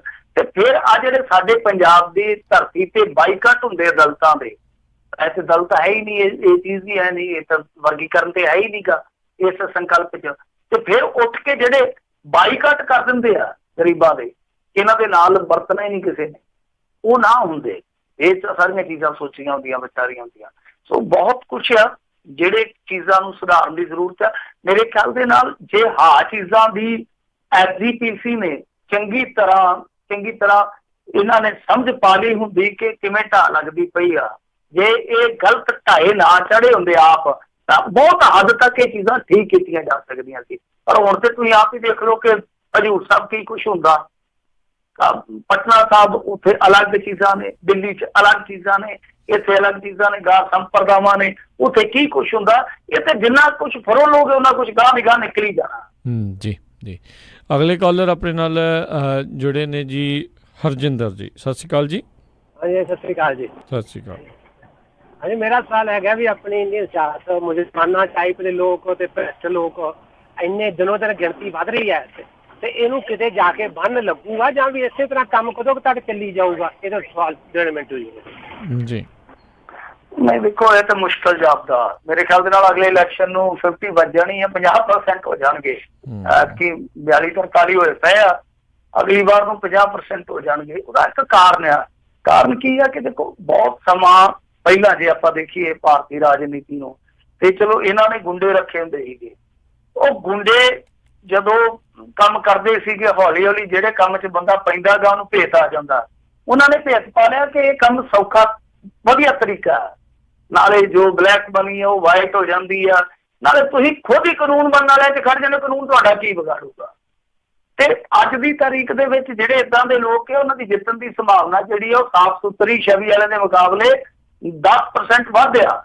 10% ਉਮੀਦ ਵੱਧ ਹੁੰਦੀ ਆ ਉਹਨਾਂ ਦੀ ਇੰਡੀਆ 'ਚ ਜਿੱਤਣ ਦੀ। ਇਹ ਰੇਸ਼ੋ ਹੈ ਐਤਕੀ ਦੇ ਇਲੈਕਸ਼ਨ ਦੀ। ਜਿਹੜੇ ਸਾਫ਼ ਸੁਥਰੀ ਛਵੀ ਵਾਲੇ ਸੀਗੇ, ਜਿੱਦਾਂ ਡਾਕਟਰ ਧਰਮਵੀਰ ਗਾਂਧੀ ਵਰਗੇ, ਉਹ 4.6 ਜਿੱਤੇ ਆ। ਤੇ ਜੇ ਇਹਨਾਂ ਦੀ ਗੱਲ ਕਰੀਏ ਦਾਗੀਆਂ ਦੀ, ਉਹ 15.5 ਜਿੱਤੇ ਆ। ਤਾਂ ਤੁਸੀਂ ਆਪ ਹੀ ਅੰਦਾਜ਼ਾ ਲਾ ਲਓ ਕਿ ਕਿੱਥੇ ਸੰਭਾਵਨਾ। ਤੋ ਕਹਿਣ ਦਾ ਭਾਵ ਇਹ ਆ ਕਿ ਜਿੱਦਾਂ ਦੀਆਂ ਇਹ ਚੀਜ਼ਾਂ ਇੱਥੇ ਅਸੀਂ ਦੇਖਦੇ ਆ, ਮੈਨੂੰ ਨਹੀਂ ਲੱਗਦਾ ਏਡੀ ਜਲਦੀ ਇਹ ਖਤਮ ਹੋਣਗੀਆਂ ਸ਼ੁਰੂ ਹੋ ਕੇ। ਸੋ ਆਉਣ ਵਾਲੇ ਸਮੇਂ ਦੇ ਵਿੱਚ ਦੇਖੋ, ਜੇ ਤੇ ਕੋਈ ਕਾਨੂੰਨ ਬਣਾ ਦੇਣ ਕਿ ਹਾਂ ਭਾਈ ਜਿਹਦੇ ਤੇ ਵੀ ਕੋਈ ਮੰਨ ਲਓ ਨੁਮਾਇੰਦਾ, ਜਿਹਦੇ ਤੇ ਕੋਈ ਕੇਸ ਚੱਲਦਾ, ਇੱਕ ਟ੍ਰਿਬਿਊਨਲ ਆ, ਉਹਦੇ ਵਿੱਚ ਜਾ ਕੇ 6 ਮਹੀਨੇ ਦੇ ਅੰਦਰ ਕੇਸ ਨਿਬੇੜਨਾ ਲਾਜ਼ਮੀ ਹੋਊਗਾ। ਫਿਰ ਗਾ ਅਪੀਲ ਦਾ ਕੋਈ ਇੱਕ ਵੱਖਰਾ ਬਣਾਉਣ ਕ੍ਰਾਈਟੇਰੀਆ ਕਿ ਹਾਂ ਭਾਈ ਅਪੀਲ ਜਿਹੜੀ ਆ ਉਹ ਜਾਂ ਤੇ ਪਊਗੀ ਨਹੀਂ ਗਾ, ਜੇ ਪਊਗੀ ਤਾਂ ਉਹਦਾ ਟਾਈਮ ਬਾਉਂਡ ਹੋਊਗਾ ਕਿ ਇੰਨੇ ਟਾਈਮ 'ਚ ਉੱਥੋਂ ਵੀ ਨਿਬੜ ਜਾਣੀ। ਮਤਲਬ ਕਿ ਸਾਰੇ ਕੇਸ ਦਾ ਪ੍ਰੋਸੀਜਰ ਹੋਵੇ ਕਿ ਹਾਂ ਭਾਈ ਇਹ ਸਾਰਾ ਨੇਪਰੇ ਚੜ ਜਾਣਾ ਸਾਲ 6 ਮਹੀਨੇ ਦੇ ਵਿੱਚ। ਜੇ ਉਹ ਜਾਇਜ਼ ਆ ਤਾਂ ਠੀਕ ਹੈ, ਜੇ ਨਜਾਇਜ਼ ਆ ਤਾਂ ਠੀਕ ਆ, ਫਿਰ ਤਾਂ ਕੋਈ ਗੱਲ ਬਣ ਸਕਦੀ। ਪਰ ਰੌਲਾ ਇਹ ਆ ਕਿ ਜੇ ਇਸ ਤਰ੍ਹਾਂ ਦਾਗੀ ਬਾਹਰ ਹੋ ਜਾਣ ਗੇਮ ਦੇ ਵਿੱਚੋਂ, ਰਾਸ਼ਟਰੀ ਗੇਮ ਦੇ ਵਿੱਚੋਂ, ਤੇ ਫਿਰ ਬਚੂਗਾ ਕੀ? ਉਹ ਜਿਵੇਂ ਇੱਕ ਸਰਤਾਜ ਨੇ ਗਾਇਆ ਸੀਗਾ ਗਾਣਾ, ਸ਼ਹਿਰ ਦੀ ਮੁੰਬਈ ਵਿੱਚੋਂ ਬੰਦੇ ਜੇ ਖਰਾਬ ਕੱਢ ਲਈਏ ਪਿੱਛੇ ਕੀ ਬਚਦਾ। ਫਿਰ ਗੱਲ ਤਾਂ ਉਹੀ ਹੈ ਕਿ ਸਿਆਸਤ ਦੇ ਵਿੱਚ ਜੇ ਇਦਾਂ ਦੇ ਕੱਢ ਦੋਗੇ ਤੇ ਪਿੱਛੇ ਕੀ ਬਚਣਾ। ਜੀ ਜੀ ਜੀ। ਅਗਲੀ ਗੱਲ ਕਰਦੇ ਹਾਂ ਜੀ, ਆਪਣੇ ਨਾਲ ਜੁੜੇ ਨੇ ਗੁਰਦਿਆਲ ਜੀ। ਸਤਿ ਸ਼੍ਰੀ ਅਕਾਲ। ਸਤਿ ਸ਼੍ਰੀ ਅਕਾਲ ਜੀ। ਸਤਿ ਸ਼੍ਰੀ ਅਕਾਲ। 2 ਸਵਾਲ ਹੈ ਜੀ ਮਿੰਟੂ ਸਾਹਿਬ ਜੀ ਨੂੰ ਜੀ। ਪਹਿਲਾ ਸਵਾਲ ਆ ਕਿ ਜਿਹੜਾ ਸੁਖਬੀਰ ਬਾਦਲ ਦਾ ਕੇਸ ਦੇ ਵਿੱਚ ਨਾਂ ਦਰਜ ਹੋ ਗਿਆ ਆ, ਬੇਅਦਬੀ ਵਾਲੇ ਕੇਸ ਦੇ ਵਿੱਚ, ਕੀ ਇਹਦੇ ਕਾਰਨ ਸੁਖਬੀਰ ਦੀ ਜਿਹੜੀ ਮੈਂਬਰੀ ਆ ਪਾਰਲੀਮੈਂਟ ਦੀ ਤੇ ਜਿਹੜੀ MLA ਇਹ ਰੱਦ ਹੋ ਸਕਦੀ ਆ ਕਿਉਂਕਿ ਉਹ ਤੇ ਕੇਸ ਦਰਜ ਹੋ ਗਿਆ? ਦੂਜਾ ਸਵਾਲ ਇਹ ਆ ਕਿ ਜਿਹੜੀਆਂ ਇਲੈਕਸ਼ਨਾਂ ਹੁਣੇ ਹੋ ਕੇ ਹਟੀਆਂ ਨੇ, ਇਹਦੇ ਵਿੱਚ ਜਿਹੜਾ VVPAT ਦੀ ਸਲਿੱਪ ਆ ਤੇ EVM ਮਸ਼ੀਨ ਜਿਹੜੀ ਆ, ਇਹਨਾਂ ਦੀ ਮਿਲਾਨ ਜਿਹੜਾ ਇਹ ਕਰਨ ਦਾ ਆਰਡਰ ਹੋਇਆ ਸੀਗਾ ਪਰ ਇਹ ਪੂਰਾ ਹੋਇਆ ਨਹੀਂਗਾ। ਕੀ ਕੋਈ ਪ੍ਰਾਈਵੇਟ ਬੰਦਾ ਜਾਂ ਕੋਈ ਸੰਸਥਾ ਹੁਣ ਜਦੋਂ ਕਿ ਰਿਜ਼ਲਟ ਨਿਕਲ ਚੁੱਕੇ ਆ, ਉਹ ਨਿਕਲੇ ਰਿਜ਼ਲਟਾਂ ਦੀ ਵੀ ਸ਼ਨਾਖਤ ਕੋਈ ਕਰਵਾ ਸਕਦਾ ਕਿ ਉਹਨਾਂ ਦੀ ਨਿਕਲੇ ਰਿਜ਼ਲਟ ਦੀ ਜਿਹੜੀ ਉਹ ਫੇਰ ਸ਼ਨਾਖਤ ਕਰੀ ਕੀਤੀ ਜਾ ਸਕੇ ਕਿ ਵੋਟਾਂ ਜਿਹੜੀਆਂ ਪਾਈਆਂ ਗਈਆਂ ਉਨੀਆਂ ਹੀ ਪਰਚੀਆਂ 'ਚ ਨਿਕਲੀਆਂ ਆ ਜਾਂ ਜਿਹਨੂੰ ਪਾਈ ਗਈਆਂ ਉਨੀਆਂ ਨਿਕਲੀ? ਇਹ ਹੁਣ ਹੋ ਸਕਦੀ ਹੈ? ਧੰਨਵਾਦ। ਕੋਈ ਸੰਸਥਾ ਕਰਵਾ ਸਕਦੀ? ਨਹੀਂ, ਪਹਿਲੀ ਗੱਲ ਇਹਨਾਂ ਨੇ ਜਿਹੜਾ ਸਵਾਲ ਕੀਤਾ ਉਹ ਸੁਖਬੀਰ ਸਿੰਘ ਬਾਦਲ ਤੇ ਕੀਤਾ ਕਿ ਮੈਂਬਰਸ਼ਿਪ ਜਾ ਸਕਦੀ। ਨਹੀਂ, ਸੁਖਬੀਰ ਸਿੰਘ ਬਾਦਲ ਤੇ ਪਰਚਾ ਨਹੀਂ ਦਰਜ ਹੋਇਆ, ਔਰ ਪਰਚਾ ਦਰਜ ਹੋਣ ਦੇ ਨਾਲ ਮੈਂਬਰਸ਼ਿਪ ਰੱਦ ਨਹੀਂ ਹੁੰਦੀ। ਇਹ ਵੀ ਇੱਕ ਚੀਜ਼ ਆ। ਹਾਂ, ਉਹ ਜੇ ਸਜ਼ਾ ਯਾਫਤਾ ਹੁੰਦਾ, ਔਰ ਸਜ਼ਾ ਵੀ ਜੇ 2 ਸਾਲ ਜਾਂ 10-12 ਕੇਸਾਂ ਦੀ ਸ਼੍ਰੇਣੀ ਹੈ, ਜੇ ਉਹਨਾਂ ਕੇਸਾਂ ਦੇ ਵਿੱਚੋਂ ਹੋਈ ਹੋਵੇ ਤੇ 2 ਕੰਡੀਸ਼ਨਾਂ ਹੁੰਦੀਆਂ ਨੇ। ਸੋ ਇਹ ਚੀਜ਼ ਜਿਹੜੀ ਉਹ ਸਮਝਣੀ ਲਾਜ਼ਮੀ ਹੈ ਕਿ ਕੇਸ ਦਰਜ ਹੋਣ ਤੇ ਮੈਂਬਰਸ਼ਿਪ ਨਹੀਂ ਜਾਂਦੀ, ਚਾਹੇ ਸੁਖਬੀਰ ਸਿੰਘ ਬਾਦਲ ਆ, ਚਾਹੇ ਕੋਈ ਵੀ ਆ, ਨਵਜੋਤ ਸਿੱਧੂ ਵੀ ਆ, ਕੋਈ ਵੀ ਆ, ਜਿਹੜਾ ਮਰਜ਼ੀ ਆ। ਦੂਜੀ ਚੀਜ਼ ਜਿਹੜੀ ਤੁਸੀਂ ਕਹੀ ਆ, ਇਹ ਵੀ ਗਲਤ ਆ ਤੁਹਾਡੀ ਇਨਫੋਰਮੇਸ਼ਨ ਕਿ VVPAT ਤੇ EVM ਦਾ ਮਿਲਾਨ ਨਹੀਂ ਹੋਇਆ। ਦਰਅਸਲ ਚੱਕਰ ਕੀ ਸੀਗਾ ਕਿ ਜਿਹੜੀਆਂ ਵਿਰੋਧੀ ਧਿਰਾਂ ਸੀਗੀਆਂ ਉਹ ਕਹਿੰਦੀਆਂ ਸਨ ਕਿ 50% VVPAT ਤੇ EVM ਮਸ਼ੀਨਾਂ ਦਾ ਮਿਲਾਨ ਕਰੋ, ਤਾਂ ਚੋਣ ਕਮਿਸ਼ਨ ਨੇ ਆਖਿਆ ਕਿ ਇਹ ਤਾਂ ਬਹੁਤ ਜ਼ਿਆਦਾ ਬਖੇੜਾ ਪੈ ਜਾਊਗਾ ਸਾਡੇ ਭਾਅ ਦਾ। ਫਿਰ ਸੁਪਰੀਮ ਕੋਰਟ ਨੇ ਆਖਿਆ ਸੀਗਾ ਕਿ ਹਰੇਕ ਹਲਕੇ 'ਚੋਂ 5 EVM ਤੇ VVPAT ਦਾ ਮਿਲਾਨ ਕਰ ਲਓ। ਤਾਂ ਪੂਰੇ ਦੇਸ਼ ਦੇ ਜਿੰਨੇ ਹਲਕੇ ਸੀਗੇ ਸਾਰਿਆਂ ਦੇ ਵਿੱਚੋਂ 5 VVPAT ਤੇ EVM ਦਾ ਮਿਲਾਨ ਹੋਇਆ। ਉਹਦੇ ਚੋਂ ਇੱਕ ਵੀ ਜਗ੍ਹਾ ਤੇ ਗਿਣਤੀ ਜਿਹੜੀ ਆ ਉਹ ਇੱਧਰ ਉੱਧਰ ਨਹੀਂ ਹੋਈ। ਤਾਂ ਕਹਿਣ ਦਾ ਭਾਵ ਹੈ ਮਿਲਾਨ ਬਿਲਕੁਲ ਸਹੀ ਆ। ਹਾਂ, ਇੱਕ EVM ਜਿਹੜੀ ਸੀਗੀ ਉਹ ਜਿੱਦਾਂ ਕਰਦੇ ਪ੍ਰੋਗਰਾਮਿੰਗ ਜਿਹੜੀ ਰੀਸੈਟ ਕਰਦੇ ਆ, ਰਾਜ ਕਰਨਵੀਰ ਸਿੰਘ ਨੂੰ ਬਹੁਤਾ ਪਤਾ ਹੋਣਾ, ਉਹ ਜਿਹੜਾ ਪ੍ਰੋਗਰਾਮ ਦੁਬਾਰਾ ਰੀਸੈਟ ਕਰਦੇ ਮਤਲਬ ਕਿ ਮੌਕ ਪੋਲ ਤੋਂ ਬਾਅਦ ਉਹਨੂੰ 0-0 ਕਰਦੇ, ਜਿੱਦਾਂ ਕਹਿਣ ਦਾ ਭਾਵ ਆ। ਉਹ ਅਫਸਰ ਨੇ ਕਿਤੇ ਨਹੀਂ ਸੀ ਕੀਤੀ, ਤਾਂ ਜਿਹੜੀ ਮੌਕ ਪੋਲ ਵਾਲੀ VOTING ਸੀਗੀ, ਜਿੱਦਾਂ ਮੰਨ ਲਓ 6 ਦੱਬ ਕੇ ਵੇਖੇ ਬਟਨ, ਤਾਂ ਉਹ ਦੁਬਾਰਾ ਕਾਊਂਟ ਹੋ ਗਏ ਸੀਗੇ। ਤਾਂ ਆਹੀ ਲਫੜਾ ਪਿਆ ਪੂਰੇ ਦੇਸ਼ ਦੇ ਵਿੱਚੋਂ। ਸੋ EVM ਤੇ VVPAT ਦਾ ਮਿਲਾਨ ਹੋਇਆ ਸਰਦਾਰ ਸਾਹਿਬ। ਜੀ। ਅਗਲੇ ਕਾਲਰ ਨੇ ਆਪਣੇ ਨਾਲ ਜੁੜੇ ਇਸ ਟਾਈਮ ਰਾਜ ਜੀ। ਸਤਿ ਸ਼੍ਰੀ ਅਕਾਲ। ਹਾਂਜੀ, ਸਤਿ ਸ਼੍ਰੀ ਅਕਾਲ ਜੀ। ਰਾਜ ਬੋਲ ਰਹੇ ਜੀ। ਰਾਜ ਜੀ। ਹਾਂਜੀ, ਮੇਰਾ ਸਵਾਲ ਇਹ ਹੈ ਜੀ ਮਿੰਟੂ ਜੀ, ਜਿੱਦਾਂ ਹੁਣ ਗਰਦ ਬਹਿ ਗਈ ਹੈ ਇਲੈਕਸ਼ਨ ਦੀ, ਤੇ ਇਹਦੇ ਵਿੱਚ ਬੜਾ ਕੁਛ ਸਾਹਮਣੇ ਆਇਆ, ਰਾਸ਼ਟਰਵਾਦ ਦੇ ਨਾਂ ਤੇ ਇਲੈਕਸ਼ਨ ਜਿੱਤੀ ਗਈ ਕੁਛ ਵੀ, ਪਰ ਕਿਤੇ ਹਿੰਦੂਤਵ ਦਾ ਨਾਂ ਨਹੀਂ ਆਇਆ ਜੀ, ਨਾ ਕਿਸੇ ਮੀਡੀਆ ਨਹੀਂ ਲਿਆ। ਕਹੀ ਜਾਂਦੇ ਸੀ, ਹੋਰ ਭਾਸ਼ਾ ਦੇ ਵਿੱਚ ਕਹੀ ਜਾਂਦੇ ਸੀ, ਪਰ ਡਾਇਰੈਕਟਲੀ ਹਿੰਦੂਤਵ ਕਿਸੇ ਨੇ ਨਾਂ ਨਹੀਂ ਲਿਆ, ਕਿਸੇ ਵੀ ਮੀਡੀਆ ਗਰੁੱਪ ਨੇ। ਤੇ ਜਦੋਂ ਕਿ ਸਾਰਿਆਂ ਨੂੰ ਪਤਾ ਵੀ ਇਹ ਇਲੈਕਸ਼ਨ ਹਿੰਦੂਤਵ ਦੇ ਨਾਂ ਤੇ ਜਿੱਤੀ ਗਈ ਹੈ, ਇਹਦੇ ਵਿੱਚ ਧਰਮ ਦਾ ਨਾਂ ਨਹੀਂ, ਹਿੰਦੂ ਧਰਮ ਹਿੰਦੂਤਵ ਦੇ ਨਾਂ ਤੇ ਜਿੱਤੀ ਗਈ ਹੈ। ਇਹਦੇ ਬਾਰੇ ਮੈਂ ਪੁੱਛਣਾ ਜੀ। ਦੇਖੋ, ਗੱਲ ਤੇ ਇਹ ਆ ਕਿ ਰਾਸ਼ਟਰਵਾਦ ਨੂੰ ਇਸ ਸਾਂਚੇ 'ਚ ਢਾਲ ਦਿੱਤਾ ਗਿਆ ਕਿ ਹੁਣ ਉਹ ਹਿੰਦੂਤਵ ਦਿਖਾਈ ਵੀ ਨਹੀਂ ਦਿੰਦਾ। ਬਸ ਫਰਕ ਇਹੋ ਹੀ ਆ ਕਿ ਉਹ ਇਸ ਸਾਂਚੇ 'ਚ ਢਾਲ ਦਿੱਤਾ ਗਿਆ ਰਾਸ਼ਟਰਵਾਦ, ਕਿ ਹਿੰਦੂਤਵ ਜਿਹੜਾ ਉਹ ਪਾਸੇ ਰਹਿ ਗਿਆ। ਇਹ ਚਲਾਕੀ ਆ, ਉਹਨਾਂ ਦੀ ਚਲਾਕੀ ਆ। ਜੇ ਮੇਰੇ ਖਿਆਲ ਦੇ ਨਾਲ ਨਿਰੋਲ ਹਿੰਦੂਤਵ ਪੱਤਾ ਹੁੰਦਾ ਤੇ ਸ਼ਾਇਦ ਪੁੱਠਾ ਪੈ ਜਾਂਦਾ। ਤਾਂ ਉਹਨਾਂ ਨੇ ਇਸ ਚੀਜ਼ ਨੂੰ ਥੋੜਾ ਜਿਹਾ ਬਦਲ ਦਿੱਤਾ। ਬਦਲ ਕੀ ਦਿੱਤਾ? ਰਾਸ਼ਟਰਵਾਦ ਦਾ ਮੁੱਦਾ ਦਿੱਤਾ, ਫੌਜੀ ਪ੍ਰਾਪਤੀਆਂ ਜਿਹੜੀਆਂ ਉਹ ਆਪਣੇ ਸਿਰ ਤੇ ਸਜਾਈਆਂ, ਇਸ ਤੋਂ ਇਲਾਵਾ ਪਾਕਿਸਤਾਨ ਦਾ ਹਊਆ ਕ੍ਰੀਏਟ ਕੀਤਾ। ਸੋ ਇੱਕ ਚਲਾਕੀ ਸੀ ਕਿ ਬਾਕੀ ਭੂਮਿਕਾ ਅਦਾ ਕੀਤੀ ਆ ਮੀਡੀਆ ਨੇ। ਤਾਂ ਇਹ ਬਿਲਕੁਲ ਗੱਲ ਤੁਹਾਡੀ ਸਹੀ ਆ। ਜੇ ਆਪਾਂ ਦੇਖੀਏ, ਮੈਂ ਅੱਗੇ ਪਿਛਲੇ ਪ੍ਰੋਗਰਾਮ 'ਚ ਵੀ ਇਹੋ ਗੱਲ ਆਖੀ ਸੀਗੀ ਕਿ ਜੇ ਤੁਸੀਂ ਸਿੱਟਾ ਕੱਢਣਾ ਹੋਵੇ EVM VVPAT ਇਹ ਸਾਰੀਆਂ ਚੀਜ਼ਾਂ ਇੱਕ ਬਹਿਸ ਦਾ ਵਿਸ਼ਾ, ਇਹਨਾਂ ਨੂੰ ਪਿੱਛੇ ਛੱਡ ਦਿਓ। ਜੇ ਤੁਸੀਂ ਚੰਗੀ ਤਰ੍ਹਾਂ ਘੋਖ ਕਰੋਗੇ ਤੁਹਾਨੂੰ ਬਿਲਕੁਲ ਸਿੱਧਾ ਸਾਦਾ ਜਵਾਬ ਮਿਲ ਜਾਣਾ ਅੰਕੜਿਆਂ ਤੋਂ ਕਿ ਅਸਲ ਦੇ ਵਿੱਚ ਜੋ ਹਿੰਦੂ ਵੋਟ ਬੈਂਕ ਸੀਗਾ ਉਹ ਇੱਕ ਥਾਂ ਤੇ ਇਕੱਠਾ ਹੋ ਗਿਆ, ਇੱਕ ਥਾਂ ਤੇ ਇਕੱਠਾ ਹੋ ਗਿਆ।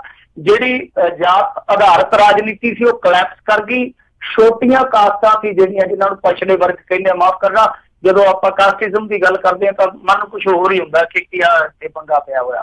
ਕਹਿਣ ਦਾ ਭਾਵ ਇਹ ਹੋਇਆ ਕਿ ਜਿਹੜੀਆਂ ਪਛੜੇ ਵਰਗਾਂ ਦੀਆਂ ਛੋਟੀਆਂ ਜਾਤੀਆਂ ਸੀਗੀਆਂ ਉਹ ਵੀ ਉਦਾਰਵਾਦੀ ਹੋਈਆਂ। ਮੁਸਲਿਮ ਵੋਟ ਜਿਹੜੀ ਸੀ ਉਹ ਵੀ ਇੱਥੋਂ ਤੱਕ ਵੱਜੀ ਨਹੀਂ ਰਹਿ ਗਈ। ਜਦੋਂ ਆਹ ਸਾਰੇ ਸਮੀਕਰਨ ਤੁਸੀਂ ਦੇਖੋਗੇ ਤਾਂ ਸਿੱਟਾ ਜਿਹੜਾ ਕੁੱਲ ਮਿਲਾ ਕੇ ਇਹੀ ਨਿਕਲਦਾ ਕਿ EVM VVPAT ਵਾਲਾ ਕੰਮ ਐਤਕੀ ਨਹੀਂ ਹੋਇਆ। ਐਤਕੀ ਅਸਲ ਦੇ ਵਿੱਚ ਗੋਲਬੰਦੀ ਹੋਈ ਹੈ ਖਾਸ ਤੌਰ ਤੇ ਹਿੰਦੂ ਵੋਟ ਬੈਂਕ ਦੀ, ਔਰ ਉਹਦੇ ਵਿੱਚ ਜੇ ਪਰਸੈਪਸ਼ਨ ਘੜੀ ਗਈ ਹੈ ਮੀਡੀਆ ਦਾ ਵੀ ਹੱਥ ਆ, ਹਿੰਦੂਤਵ ਦਾ ਵੀ ਹੱਥ ਆ, ਔਰ ਜੋ ਜਿਵੇਂ ਰਾਸ਼ਟਰਵਾਦ ਫੈਲਾਇਆ ਗਿਆ ਉਹਦਾ ਵੀ ਇੱਕ ਬਹੁਤ ਵੱਡਾ ਰੋਲ ਹੈ ਉਹਦੇ। ਜੀ ਨਹੀਂ ਜੀ। ਤੇ ਮਿੰਟੂ ਜੀ ਇੱਥੇ ਜਿਹੜਾ ਆਪਣੇ ਅੱਜ ਦੇ ਪ੍ਰੋਗਰਾਮ ਦੀ ਹੁਣ ਸਮਾਪਤੀ ਵੀ ਆ, ਤੇ ਇੱਕ ਫੇਸਬੁੱਕ ਤੋਂ ਜ਼ਰੂਰ ਕੋਈ ਪੁੱਛ ਰਹੇ ਸੀਗੇ, ਕਹਿੰਦੇ ਕੁੰਵਰ ਵਿਜੇ ਪ੍ਰਤਾਪ ਦੀ ਸਿੱਟ ਬਾਰੇ ਕੀ ਜਾਣਕਾਰੀ ਕੋਈ ਹੈ, ਉਸ ਦੇ ਪ੍ਰਤੀ ਅਪਡੇਟ ਜਿਹੜੀ ਕੱਲ ਖਬਰ ਆਈ ਸੀ ਉਸ ਤੋਂ ਬਾਅਦ? ਦੇਖੋ, ਕੁੰਵਰ ਵਿਜੇ ਪ੍ਰਤਾਪ ਸਿੰਘ ਦੀ ਵਾਪਸੀ ਹੋਈ ਹੈ, ਇਹਨਾਂ ਨੇ ਚਲਾਨ ਪੇਸ਼ ਕੀਤਾ। ਅਕਾਲੀ ਦਲ ਵਾਲਿਆਂ ਨੇ ਕਿਹਾ ਕਿ ਬਿਲਕੁਲ ਫਾਲਸ ਇਹਨਾਂ ਨੇ ਦੋਸ਼ ਲਾਏ ਆ। ਇਸ ਤਰ੍ਹਾਂ ਉਹਨਾਂ ਨੇ ਡਿਨਾਈ ਕੀਤਾ ਇਹਨਾਂ ਚੀਜ਼ਾਂ ਨੂੰ ਕਿ ਜੋ ਇਹ ਦੱਸਦੇ ਪਏ ਇਸ ਤਰ੍ਹਾਂ ਦਾ ਕੁਛ ਨਹੀਂ ਹੈ। ਇਹਨਾਂ ਨੇ ਸੰਕੇਤ ਦਿੱਤਾ, ਮੈਂ ਤੁਹਾਨੂੰ ਜਿਵੇਂ ਅੱਗੇ ਕਿਹਾ ਵੀ ਆ, ਕਿ ਉਹ ਇੱਕ ਚਲਾਕੀ ਜੀ ਨਜ਼ਰ ਆਉਂਦੀ ਹੈ। SIT ਵੀ ਪਤਾ ਨਹੀਂ ਕਿਆ ਕਰਦੀ ਪਈ ਆ ਕਿ ਦੇਖੋ ਹੁਣ ਸੰਕੇਤ ਦਿੱਤੇ ਆ ਕਿ ਜੀ ਇਹ ਸਾਜ਼ਿਸ਼ ਦੇ ਵਿੱਚ ਸ਼ਾਮਲ ਹੈ। ਉਹ ਤੇ ਉਹ ਕਮਿਸ਼ਨ ਨੇ ਵੀ ਸਾਫ਼ ਕੀਤਾ ਸੀਗਾ, ਇਹਨਾਂ ਨੇ ਵੀ ਕਰ ਦਿੱਤਾ। ਤਾਂ FIR ਦੇ ਵਿੱਚ ਕੋਈ ਨਾਮ ਨਹੀਂ ਰੱਖਿਆ ਇਹਨਾਂ ਦਾ ਕਿਸੇ ਕਿਸਮ ਦਾ। ਯਾਨੀ SIT ਨੇ ਜਿਵੇਂ ਕਹਿੰਦੇ ਨੇ ਕਿ ਜਿਹਦੀ ਖਾਈਏ ਬਾਜਰੀ ਉਹਦੀ ਭਰੀਏ ਹਾਜ਼ਰੀ, ਉਹ ਆਪਣਾ ਕੰਮ ਨਿਬੇੜ ਕੇ ਪਾਸੇ ਹੋਏ ਆ।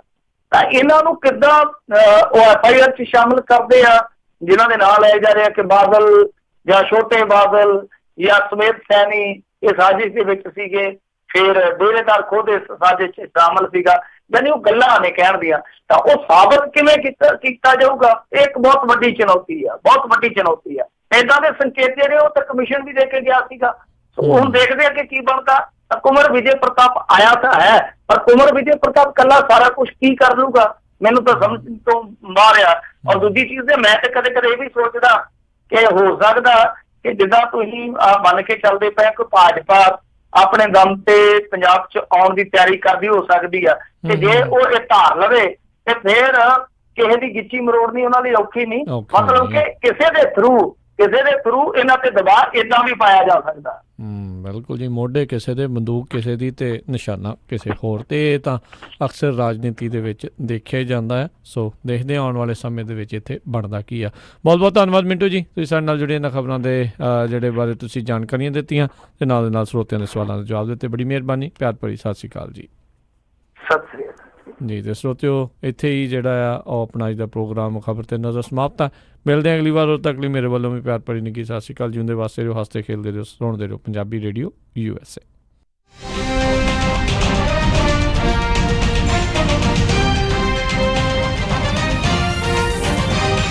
Punjabi culture centre USA Fresno ਵੱਲੋਂ ਸ਼ਹੀਦਾਂ ਦੇ ਸਰਤਾਜ ਗੁਰੂ ਅਰਜਨ ਦੇਵ ਮਹਾਰਾਜ ਜੀ ਦੀ ਸ਼ਹੀਦੀ ਨੂੰ ਸਮਰਪਿਤ ਸ਼ਹੀਦੀ ਕਵੀ ਦਰਬਾਰ 1 ਜੂਨ ਦਿਨ ਸ਼ਨੀਚਰਵਾਰ ਨੂੰ ਸਵੇਰੇ 11 ਵਜੇ ਤੋਂ ਦੁਪਹਿਰ 2 ਵਜੇ ਤੱਕ 2125 ਨਾਰਥ ਬਾਰਟਨ ਐਵੀਨਿਊ ਫ੍ਰੈਜ਼ਨੋ ਵਿਖੇ